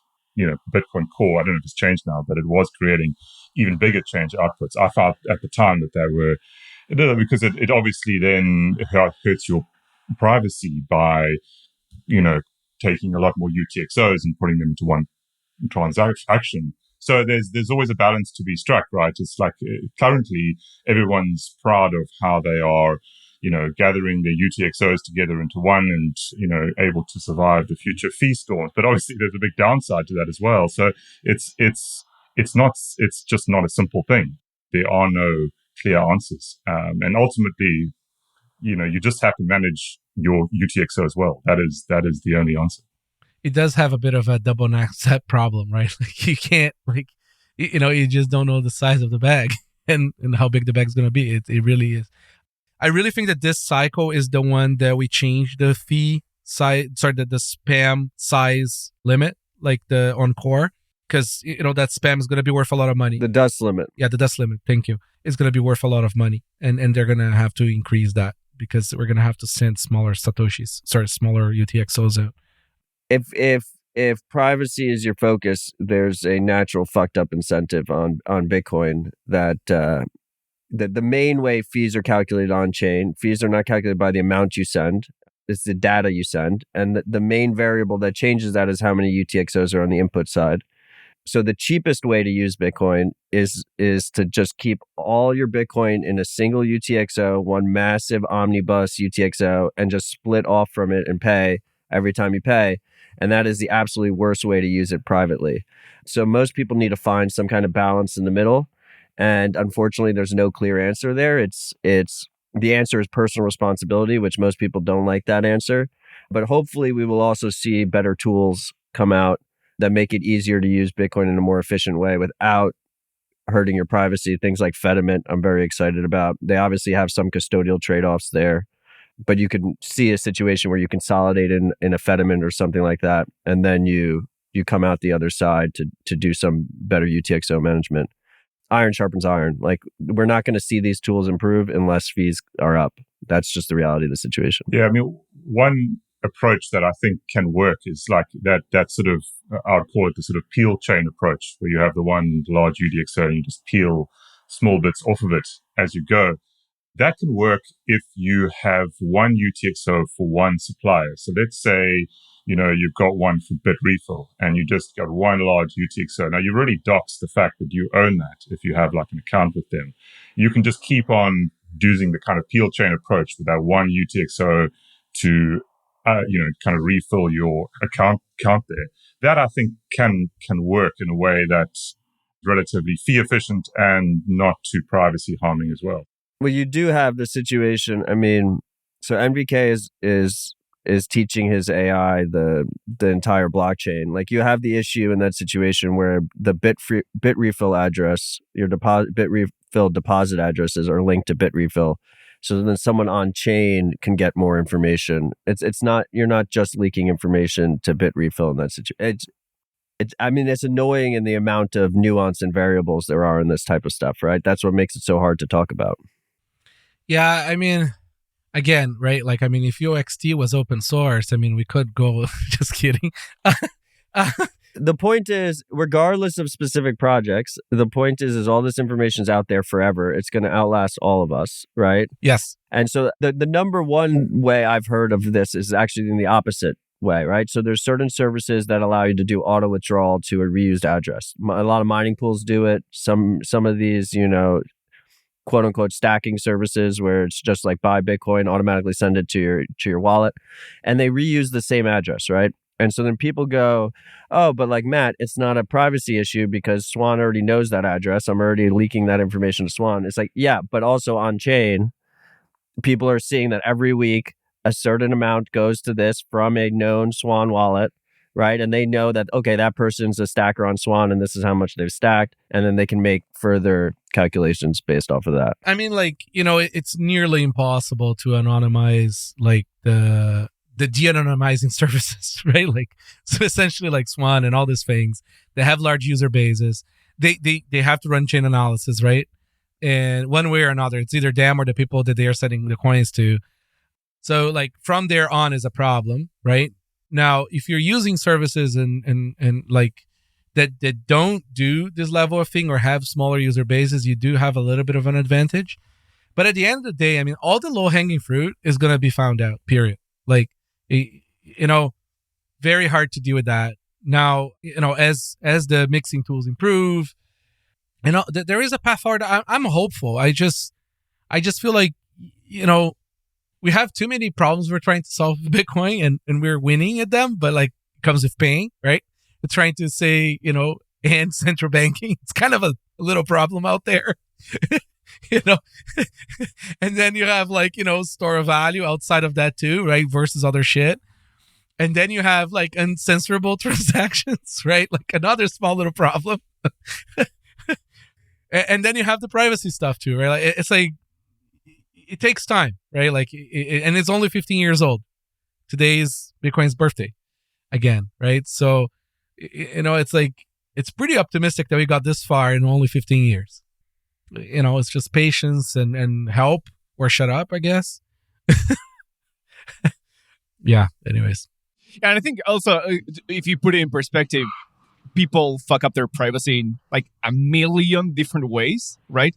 The people that want to be careful with their coin, they are probably aware of how transparent all this stuff is, and that NDK is building Chainalysis.GPT as well. No, I am not. By the way, let me just put that out there because I know that like the drama machine is going to start. No, all I want to do is feed LLM all block data because other people are going to be doing that anyways, or they're doing that anyways. And you know what? Like, if I can do analysis on my own transactions, find better construction of UTXOs or whatever the fuck it is, like, if it's going to happen anyways, might as well fucking do it in the open, right? I have zero interest in building a chain analytics company. Zero interest. There is enough of that shit already happening in the world and they can all go fuck themselves. Anyways. And it's fucking voodoo, right? Like all the fucking bullshit, like all the extrapolation is complete voodoo. Like there is no hard science there. It's voodoo. Yes, I know. It's pretty brutal. Yeah. What are you going to do? Fuck them all. I mean, it's probability analysis is at its core is what tracking Bitcoin. But what's LLMs? Is what tracking Bitcoin transaction is. They're a bullshit machine. No, but my point is it's probability analysis. Yes. And the chain surveillance companies that are valued at billions of dollars overstate their probability certainty, and Bitcoin influencers understate it. And that's the reality of the current situation we're in. Yep. I think the market is going to resolve some of these problems, right? Because these companies are going to get sued or participate in lawsuits where like the evidence is completely demolished. And that's it, right? I mean, like they're gonna have to not be as accepted. Yeah, the lawyers that are defending Roman in the Bitcoin FOG case made an interesting point that was, way ahead of my time, which is that there was all these like quasi sciences that were they tried to be admissible in court, like palm prints and like hair fall. Like there was all these different ridiculous CSI type things. DNA shit is barely acceptable in court. Yeah, but a lot of them got thrown out. Yeah. DNA hasn't, but there was a bunch of them that got thrown out. In some cases, I think it is. There is different kinds and sort of different ways, but like there is a lot more nuance, right? Like remember, the way the media reports on the law, like my lawyer wife is often sort of like, dude, just shut the fuck up. Just tell your Twitter friends to shut the fuck up because you guys are fucking idiots. Like, this is not how it works. It's kind of like how devs sort of like feel when people are talking about like technical things. It's just like, what did you just say? The lawyers feel the same way when they see like people reporting on the law things in 280 characters.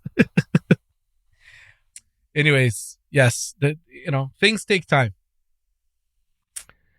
All right, software. Oh, and by the way, the best privacy on Bitcoin is to just not spam. If you don't spam, nobody knows. It's very good that way. All right, Lightning and L2. You skipped Loan Shark. Sorry? I skipped Loan Shark. You skipped Loan Shark, yeah. Fully collateralized Bitcoin only loans without custodian, escrow, or margin calls. That's a great name. No idea about this project. I like the name. It's super testnet. Okay. It's a Nostr thing. Okay, so how is this not collateralized? How does this work? I have no idea. Okay. Wait, it's just for degens is what it's designed to do. So you can essentially go long or short on Bitcoin. Everything's settled in Bitcoin, right? So you're taking out a over collateralized Bitcoin denominated loan and you're receiving the proceeds in Bitcoin. You're getting less. It's purely for like permissionless degen trading of Bitcoin. Yep. What are you gonna do? Have fun losing money. Lightning plus L2. Okay, so Alby version 3.6.0. Nostr Wallet connector added. Allowance warning. Payment summary styles fixed, and a bunch of other updates. I mean, Alby is kind of killing it as one of the custodial sort of Lightning solutions out there and browser plugins. It's a lot of use. It always works. I've used it. But, no KYC, Lightning custodial. It's a ticking time bomb. Yeah, they sent a bunch of emails like a week or 2 weeks ago asking people with some amount of sats on their custodial wallet to please take it out. That's fair.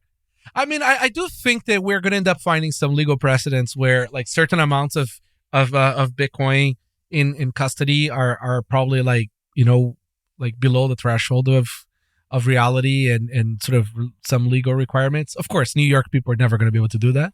But aside from New York and North Korea, I think the world is going to find a balance, right? Because this is unenforceable, right? Like, I mean, sure, they can try to go after Boomi right now, right, on Alby, but like that could be like 100,000 services with enough customers in the world, whack-a-mole game. Like it's so hopeless for regulators. So they go after you when you're successful. Exactly. So that's what happened to Wallet of Satoshi, right? It's like they were ignored until they weren't ignored anymore, and then they got the shit scared out of them. Yep. And they're going to continue to get the shit scared out of them as this escalates, because what the long arm of, and I do not agree with it, the long arm of U.S. financial regulators is essentially that if you don't KYC people, there's no way to tell if they're from New York or North Korea. You have to KYC your entire user base just to make sure those people aren't part of it. Yep.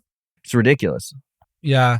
But it's the reality. It's funny. Like I feel like in the EU, the politicians and the bad guys are a little bit more connected and intertwined. So they don't like as much to do some of this stuff, so they can go and have their be a politician in Europe and then go to their yacht in Greece kind of thing.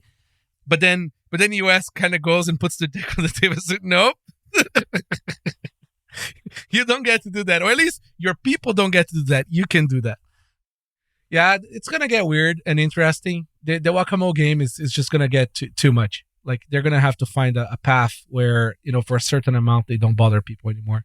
Yeah, I don't know if we have it on the release on the page with releases, but I released NSEC Bunker, which allows anyone to deploy an NSEC Bunker, and I connected NSEC Bunker so that it creates a Lightning wallet and it creates a zapping address for that new user. So anyone can become a provider of wallets and an IPO 5 Nostr address.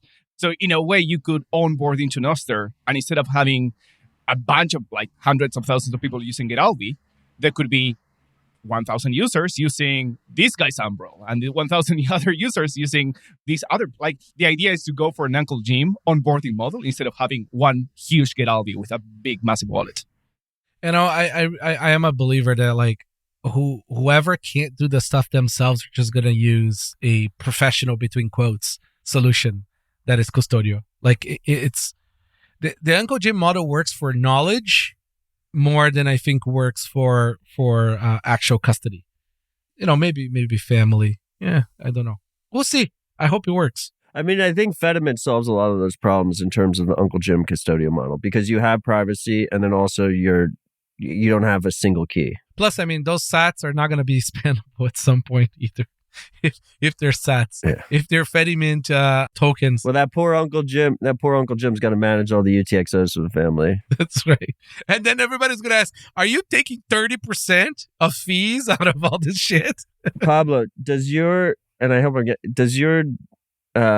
solution have NIP57 support? NIP47, you mean Nostr Wallet Connect? No, the one that shows the zaps. Is that NIP57? Oh, NIP57. Yeah, absolutely. So you create a new account and you immediately can get zapped. Because the social signal is really important. Like, if you have fundamental, the people that are using Lightning addresses on Nostr and don't have, I believe it's NIP57 support. Like, it doesn't show when I zap them, so I don't get my little profile photo with like my social signal of how much sats I sent them. And they get less sats as a result, I think. So it's important. You want a refund afterwards. Yeah.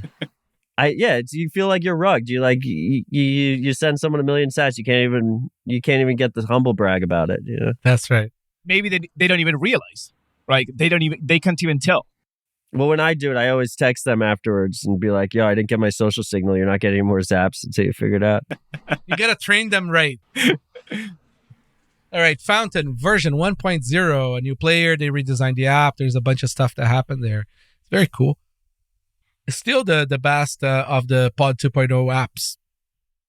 By the way, it's probably just my show, but the momentum on Zap streaming sats and all that stuff has like greatly decreased. I think it's a product of number go up, fees go up, and people seeing that the generational wealth was sent in the previous episode. Well, I mean, I looked up how much sats and zaps I sent this year. I should have never looked it up. No, don't look. Don't ever look at those numbers. Mutiny Node version 0.5.0 added initial Fedimint support, added LSP, spec for LSP, increased the chain gap when resyncing, and it's a great project. Yeah, and I think this release is massive. Like, they added Fedimint support. That's pretty fucking cool. They did it before Fedi. I've been using Mutiny Wallet here in Madeira a lot. Really? Like every single day, multiple times. And the experience is not great. I mean, regardless of Mutiny, I've also did it with my Tor-only node, which takes like 2 minutes per each TLC.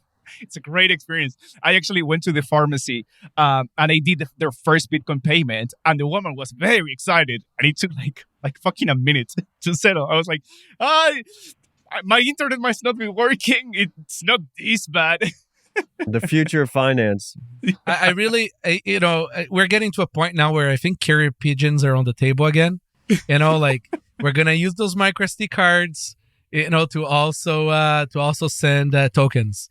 Did you see Igor was complaining on Nostr that he got rugged of $500 because he was sending an NFC card through the mail. Oh shit. Oh, you gotta, dude, load them after you sent them. If you're gonna put them in. No, there was some kind of, he had to like send it back to them because he couldn't redeem the money. It was some like cash bill or whatever. Oh, okay. I thought like that might become more common, like people just sending Bitcoin in the mail. Yeah, I mean, nothing wrong with that. We, the open dime's been around, man. People carry them around the world and do their thing. People don't realize like boomers send thousands of dollars of cash in the mail. Oh yeah, it's quite common. We used to have an exchange here in Canada where you put any amount of cash in a brown envelope and you send it to them in the mail, okay, and they deposit the Bitcoin in your account, like in your address. No joke. And it worked until they got robbed. The guys went to the address and just fucking waited there, piles and piles and piles of cash. Anyways. Canada still gets away with a lot of freedom with regards to using money. Like, how much can you buy non-KYC with Bull Bitcoin? Like 10,000 a month or something like that? It's actually pretty wild. Yeah, and the KYC, it's not like, it's different. We have these thresholds, but also, see, if you know somebody, the requirement of KYC is very different. So like, I know Matt, right? Like, if you can back that up. Allegedly. Allegedly. If you can back that up, like technically there is no KYC because you know the person, right? So you could give any amount of money without recording stuff, but then you could get in trouble for other. Anyways, the point is, at the end of the day, they just want their cut, right? And they want to enforce their cut. And you're proven cutless until proven innocent. Sorry. It's the inverse for tax. That's an Al Capone story, by the way. It started in the US. Because every other kind of law, you're innocent until proven guilty, except for tax. Yeah, that's ridiculous. It's absurd. I just want to push back on. I can't let the statement go that Pablo said that he used the word freedom in Canada in the same sentence. It doesn't work for me. I think Francis and the Bull Bitcoin guys deserve a shit ton of credit because they actually have balls and they push the limit. Right. And in America, we haven't seen that as much. There are some companies that are doing it behind the scenes. But, Bill Bitcoin, like, literally just puts their balls on the table and pushes the limit. 100%. But you need to build the momentum in public, right? Like, if you don't build in public, like, you don't create momentum around fuck you, the man, right? Like, but my favorite Francis moment is when he gave the tax man this massive amount of Bitcoin in an open dime. and this is part of a court case and made them write the words open dime in the court case for posterity. It's so good. Yeah, ahead of its time. All right, boltz-web-app, the domination toggle and a bunch of other updates. LNDg, this is a GUI for LND. Amboss updates. I'm starting to move faster here, guys. Swiss Bitcoin Pay. If there's any thing here that you're interested, please stop me. LNP2P bot version 0.9.9 updated. Mercury Wallet updated. Cashu Nutshell updated. Who would have thought the nuts create so many great names? Like the whole nut thing, like they have the best names for things. Project Spotlight, Bitcoin Connect by Alby. Sulu, monetize your API using the fastest, most secure payment rails in the world. He must be talking about Bitcoin. Nostr updates, NDK. Pablo, please. Yeah, NDK 2.3.2 added NIP42, which is like authentication to the relays in a pretty cool way, where like developers can write code on how they want to handle when a relay asks for authentication. Like they can reject always, sign in sometimes, ask the user, whatever it might be.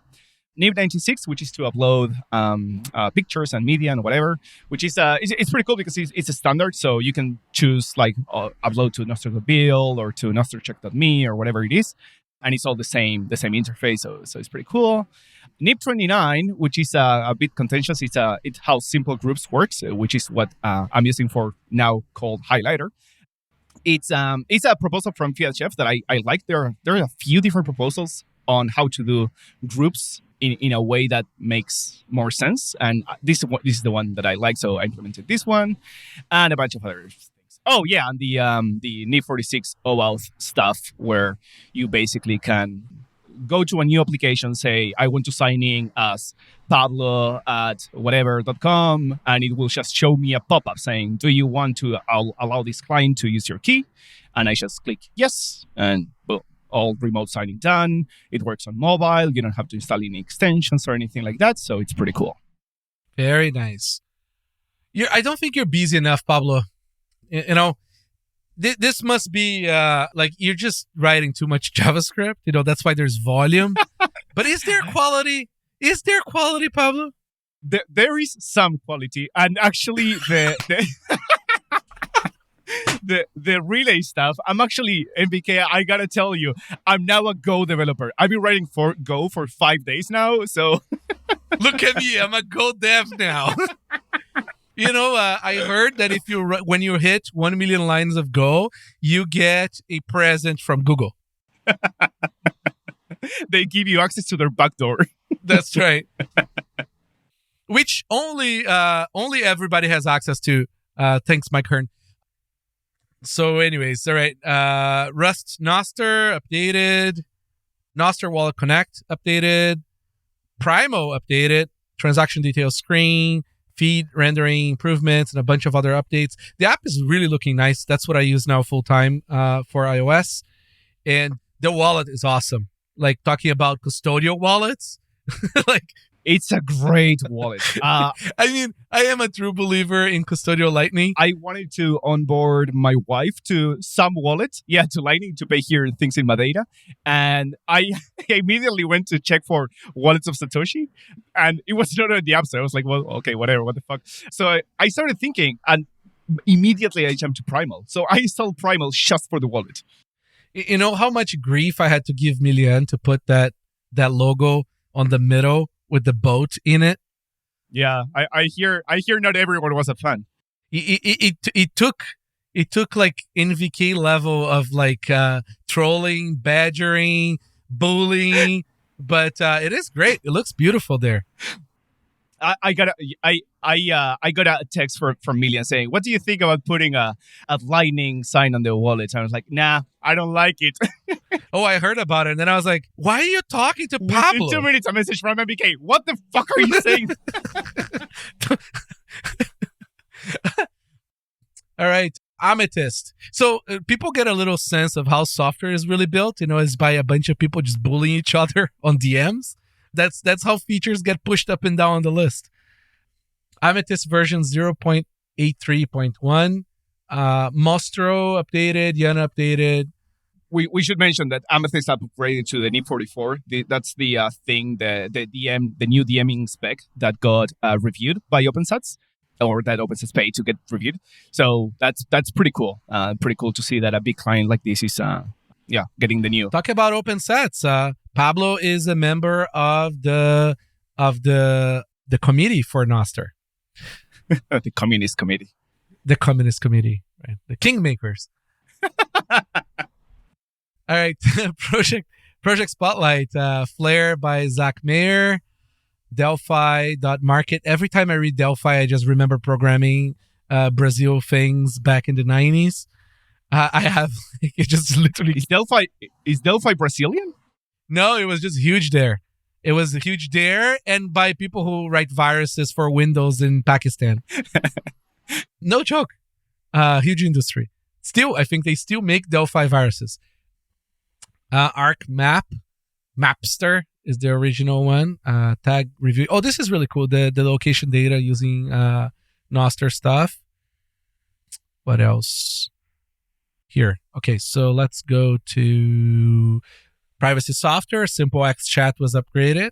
It seems to be the only app on this category. Hopefully, we're going to get more at some point. Are you guys using SimpleX? I haven't since a boondoggle my transfer between phones. I just hope that the inter-device thing gets a little bit better.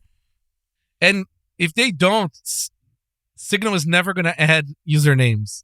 Yeah, I know. They just keep saying 2 weeks, 2 weeks, 2 weeks. It's quite suspicious. It's like Coinbase with Litecoin. You know, any day now. Yeah, SimpleX is fucking awesome. Trade-off balance is really cool. But there's like this unquantifiable thing with messaging apps that no one really talks about. But a messaging app needs to hit like a critical mass where someone can say to you, "Oh, I never received that message." And SimpleX is really far away from that. If I message you on Signal and like 3 weeks later you're like, "Oh, I never got it. I'm so sorry." Like I just know you're bullshitting. and that gives me a sense of reliability in terms of me sending you whatever I'm sending you. Maybe just eat better friends, man. Okay. Well, I think a lot of people relate to that. No one really talks about it, but SimpleX has that problem. If you message someone on SimpleX, like they might not actually see your message, and there's no way you know. Yeah. Well, the SimpleX does sort of like says, you know what, like fuck it, we're not gonna make trade-offs. We're just gonna make the best sort of privacy app ever. They do have a slider there and some features that you can turn on and off and choose the level of privacy you're getting versus better sort of trade-offs. It really feels like Signal has the best sort of like market fit. They really figure out the sweet spot for that.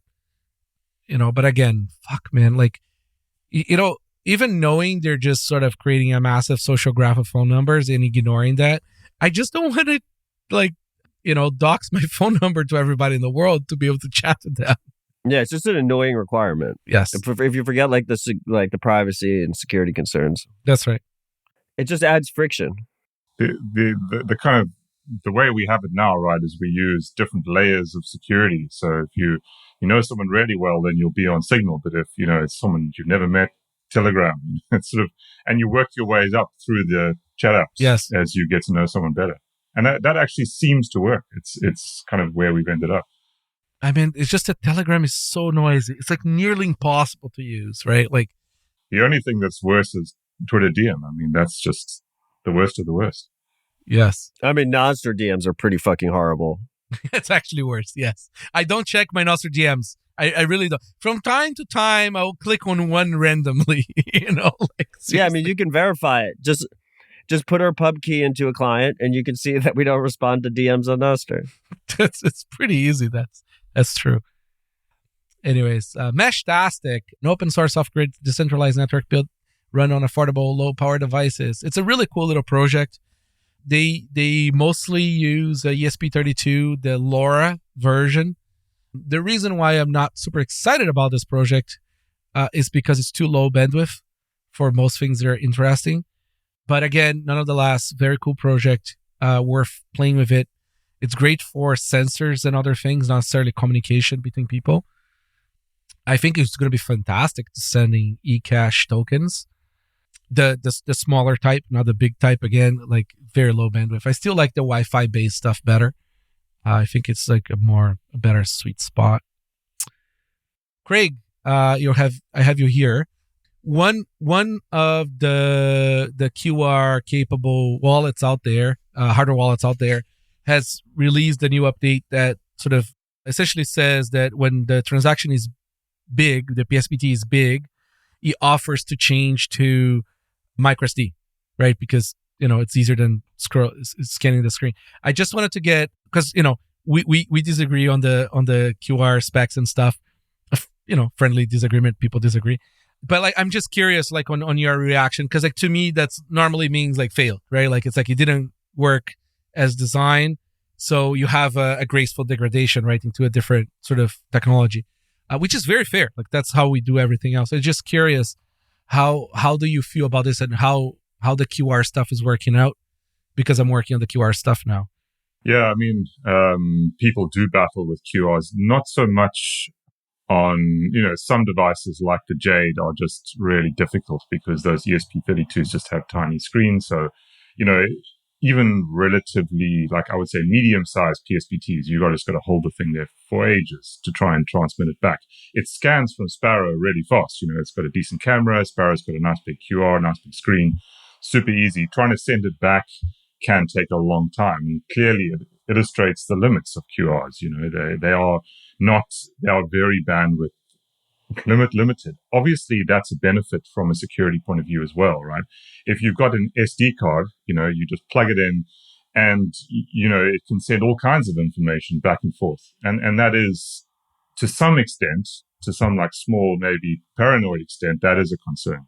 So in a way, the fact that QRs are so limited is a good thing. And when you get that message that says, hey, you should be using the SD card here, and you think to yourself, hold on, I've only got 2 UTXOs and it's a single sig wallet. What the hell's going on?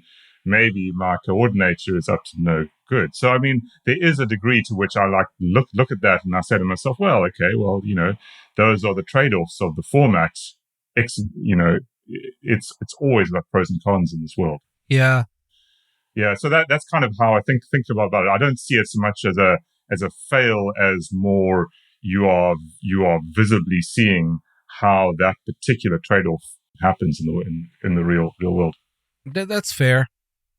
No, because realistically speaking, for that to happen in the wild, and require an upgrade, like a change of policy like that, tells me, because in the wild, people don't have 2 megabyte like PSPTs all the time, right? Like it's gonna probably be like your average transaction that has a few UTXOs will be like between 50 to 300 megabytes. Sorry, kilobytes, right? And that we should be able to, like, a phone screen can display that as a single QR. So I don't understand where the issue is. A phone screen can probably display even more than that if you craft the QR correctly. And I don't know how much you've played with barbecue QR yet. I hope you do play with it. You're probably gonna hate me that you have to look into it, but I love you anyways.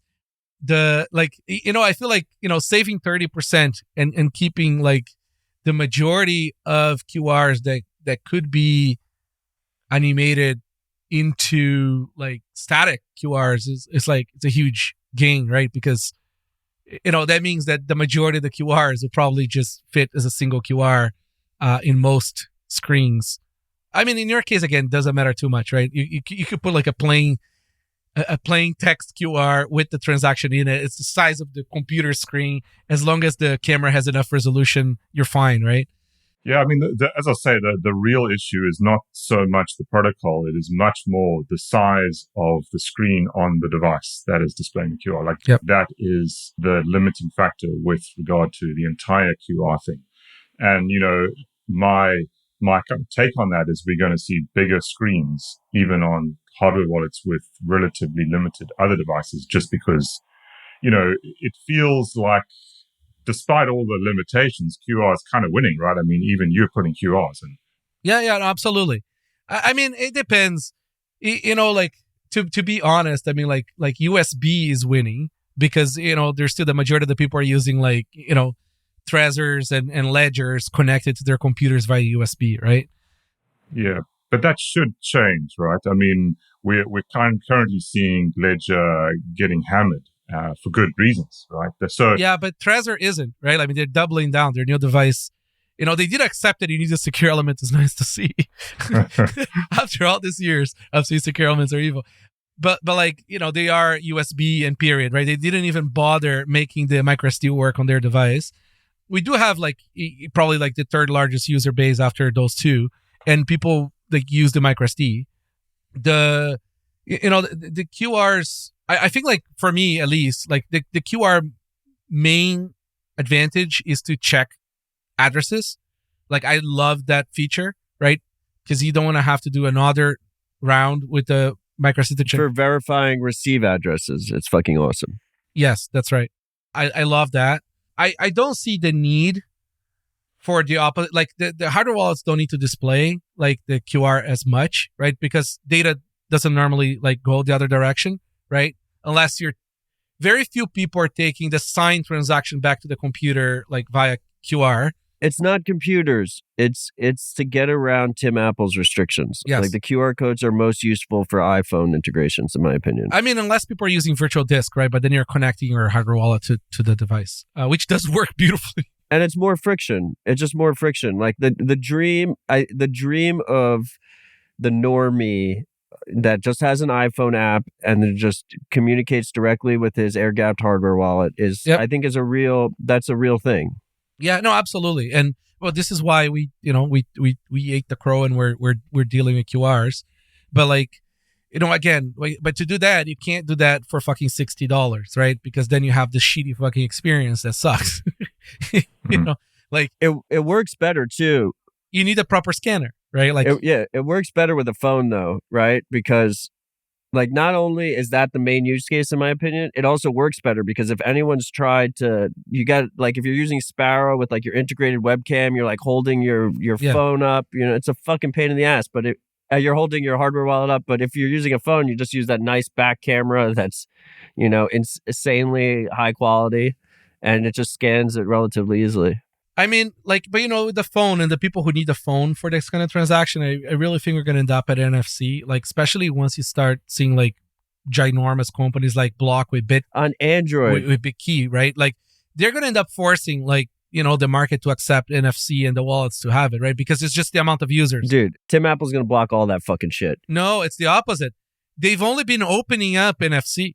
Not when he realizes he can release his own little Apple hardware piece, and like that's the only one that's going to work with the iPhone. Apple only does dongles on USB. They don't do wireless dongles. What is that thing that all the fucking Apple tards use? The you like lose your luggage, you got all the tags or whatever. Oh, the tags. That was a startup. Yeah. And Apple was like, "Fuck you," closed out the startup, and then just released their own version of the hardware. Like that's what that was. The thing that people maybe don't know is that an iPhone has like something like 40 radios, and like what they do that is non-SPAC, it is absolute batshit crazy amazing. But they're not going to open those SPACs, and they're not going to let anyone else use it either. But anyways, going back to this, we're going to have different sort of kinds of users, right? Like I really think the NFC, like we're seeing, like, I mean, the amount of tap signers in the market is insane. And there's only one like major like phone wallet that supports it, right? Like there's a couple other ones that are smaller, but what, Nunchuk? Yeah, and it's beta as fuck. Exactly, but like it does work and people use, and it's like it's like probably more units out there than there is hardware wallets that are not Trezor, Ledger, Cold Card using now. I love Hugo, but no one should be using Nunchuk for a real amount of money right now. Why? It's not there. I don't know. Like, it works. I mean, like, especially if you're doing the multisig. Have you used Nunchuk with multisig? I do actually. Yes, I do have a couple wallets of multisig. It's okay. It's like, yes, it needs more work at the UX, but it'll get there. Yeah, no, I'm bullish on it. I think it's a great. I agree with you on the concept that Craig is dismissing how much friction is added to paste PSBTs places, and like that's Nunchuk's. One of their key foundational building blocks is this idea that you don't have to paste the PSBTs. It has integrated encrypted chat. It's just not quite there yet. I think is a different. I mean, I'd love for Sparrow to have the chat feature 2 weeks, right? But the thing is, like, it's like people who are doing Bitcoining on desktop, especially desktop not connected to the internet, are dealing normally with different kinds of money, right?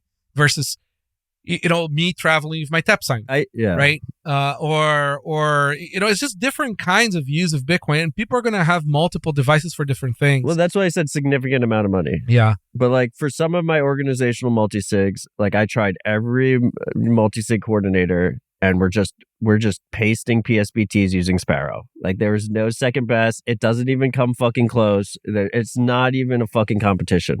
And it's funny, right? Because like you have all these different things, right? There's all the way to people who are using a Raspberry Pi with seeds on their desk in QR format, which could be taken by any camera walking around, right? Like, so, the world's going to have a lot of different people with different needs. By the way, Craig, I still need to clear some of that micro SD with viruses on it, which is, it's not like that. There is wallets and then there is wallets, right? There's people out there who I'm sure have an atrocious way of reading a micro SD card. I can only speak for mine, which is like, it's essentially serial and it's very precise. And in all honesty, like it's probably way more secure than how most wallets do QR codes, because right now, all the wallets out there are essentially reading a QR code straight into the MCU, where the private key is in memory. And, buffer overflow, whatever, right? You still got to get it out. It's like, this is all like very advanced, crazy attacks that were all sort of like, until this day, nobody has being able to produce a proof of concept attacking a cold card with a microSD card. They have decapped our chips, $1 million lasers on them, but they have not used the microSD card yet. So fingers crossed. But like, yeah, I mean, I guess like if we were to sum all of this up, like we just don't know yet. Like we don't know. Exactly. We don't know if the kind of, excuse me here, NDK, like the tap signer bitkey model of not showing the destination address on the secure device is going to be a successful method because we just haven't got far enough. It could be horrible for big money. Yeah. It is horrible for big money. It's don't use tap signers for a lot of money. I am the first person to say that. So, and how much is big, it gets to the point where, you might start off small, but it ends up big. And, it's really hard to know what the future holds. So, yeah, I mean, I did say earlier QR codes were winning. Actually, I don't really know. You're probably right. USB is kind of the default. And to be honest, it kind of works most of the time. It works pretty well. It does. Even though we go on about air gaps, it's pretty decent. So hard to say. Sparrow's approach is just support as much as I can. And let's see where the chips fall. Just let people do what they do. Yeah, absolutely. One thing I would add, if we're on organizational multisig, or just multisig in general, and you're talking about building your multisig, I believe that cold card, not tap signer. I mean, I have issues also with large amounts using only a tap signer because you can't verify things on screen. But my understanding is cold card is the only major hardware wallet that actually checks the chain address and makes sure that it's the correct change address. And so, like, if you have a quorum and your multisig is just Trezors and Ledgers, those hardware wallets aren't checking your change address. If you add a cold card to that, then all of a sudden you are verifying the change address. And why is this important? Well, a lot of organizational multisigs use Unchained, and up until like a week ago, Unchained just included all inputs in every transaction. So you'd have a massive change output. And these hardware wallets are just blindly signing the change output and they're not actually verifying it for you. And let's be honest, the user's not verifying the change address manually. So build your quorums accordingly. Computers are supposed to do things that humans can't, like checking a lot of numbers.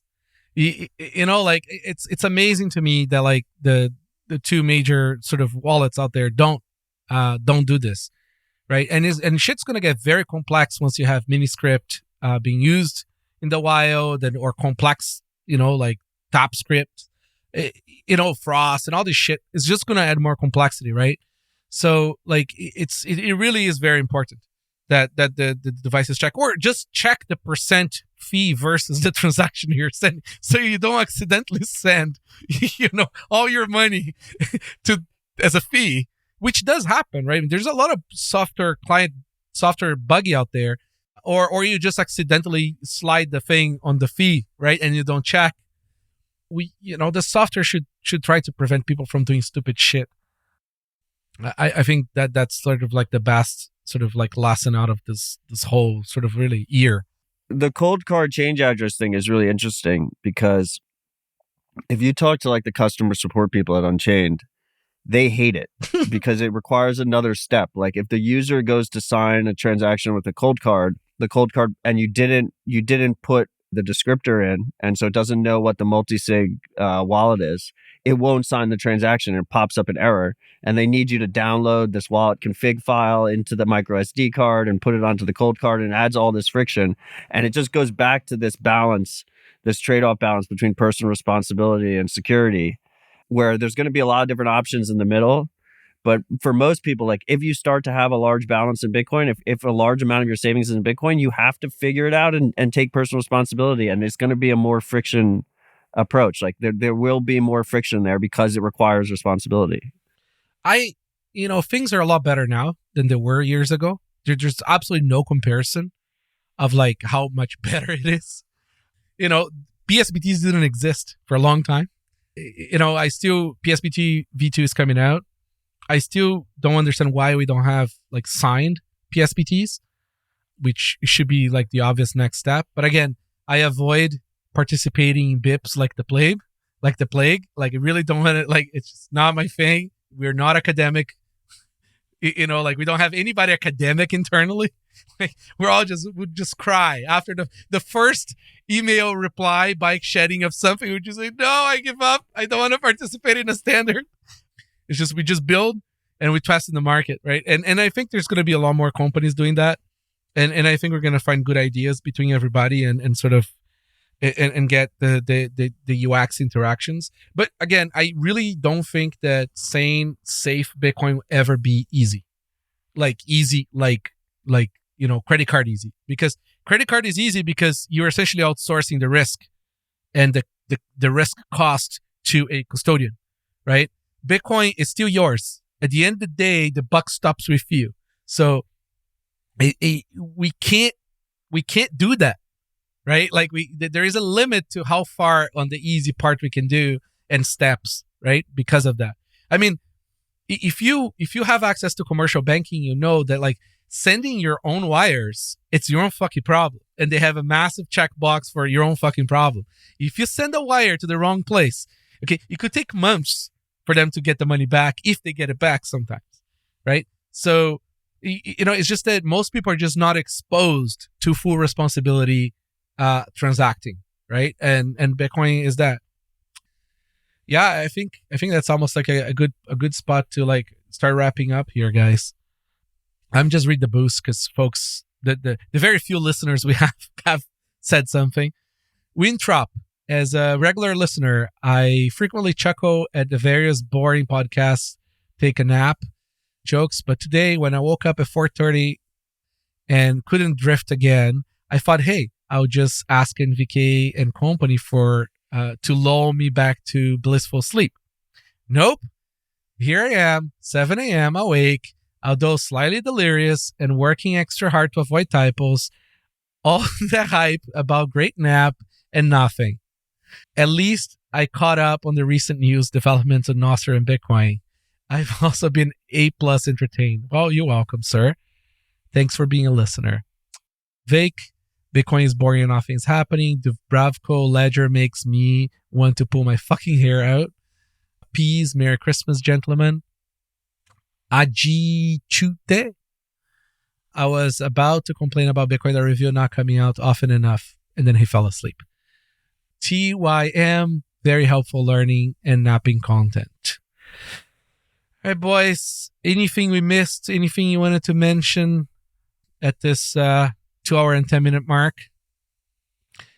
All right, then final thoughts, Mr. Odell. Appreciate you all. 2024 is going to be a fucking beast of a year. Nothing's priced in. Stay humble, stack sats.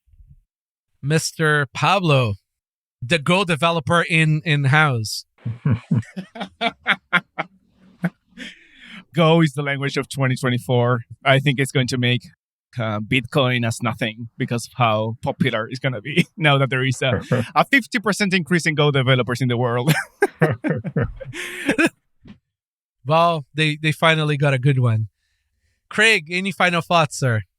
Yeah, I agree. I agree with Matt. It's going to be a huge year. I think if we do this again on 3rd of January 2025, we're going to really see some changes. But I'm optimistic, hoping for more self-custody over the course of the next year. Certainly, I think we're going to have a lot more users of Bitcoin in one form or the other. And I'm sincerely hoping that people see the light of holding it themselves and not via some other financial suit. So, yeah, that's my message. Listen, guys, thank you so much for, taking the 2 hours. We joked that nothing is happening in Bitcoin, but a lot happening in 2023. A lot. Aside from the Twitter drama between, Bitcoiners, between vendors, between whatever, the space is moving at lightning pace forward. There's a lot happening. Technical people will disagree on pretty much everything. The people who don't build nothing, the technical people don't care about your opinion, unless you're a customer. I hope to have the three of you a lot this year coming to tell me about all your wonderful updates to your software and your advocacies and your privacy shielding, Matt. This year is going to likely rip our faces off it's going to be almost weird to have a pod like this in this environment. It already is. And with that, I'm closing this off. Thank you so much, guys. You have a wonderful 2024. Thank you, NDK. Thanks for having us. Thanks for listening. For more resources, check the show notes. We put a lot of effort into them. And remember, we don't have a crystal ball, so let us know about your project. Visit bitcoin.review to find out how to get in touch.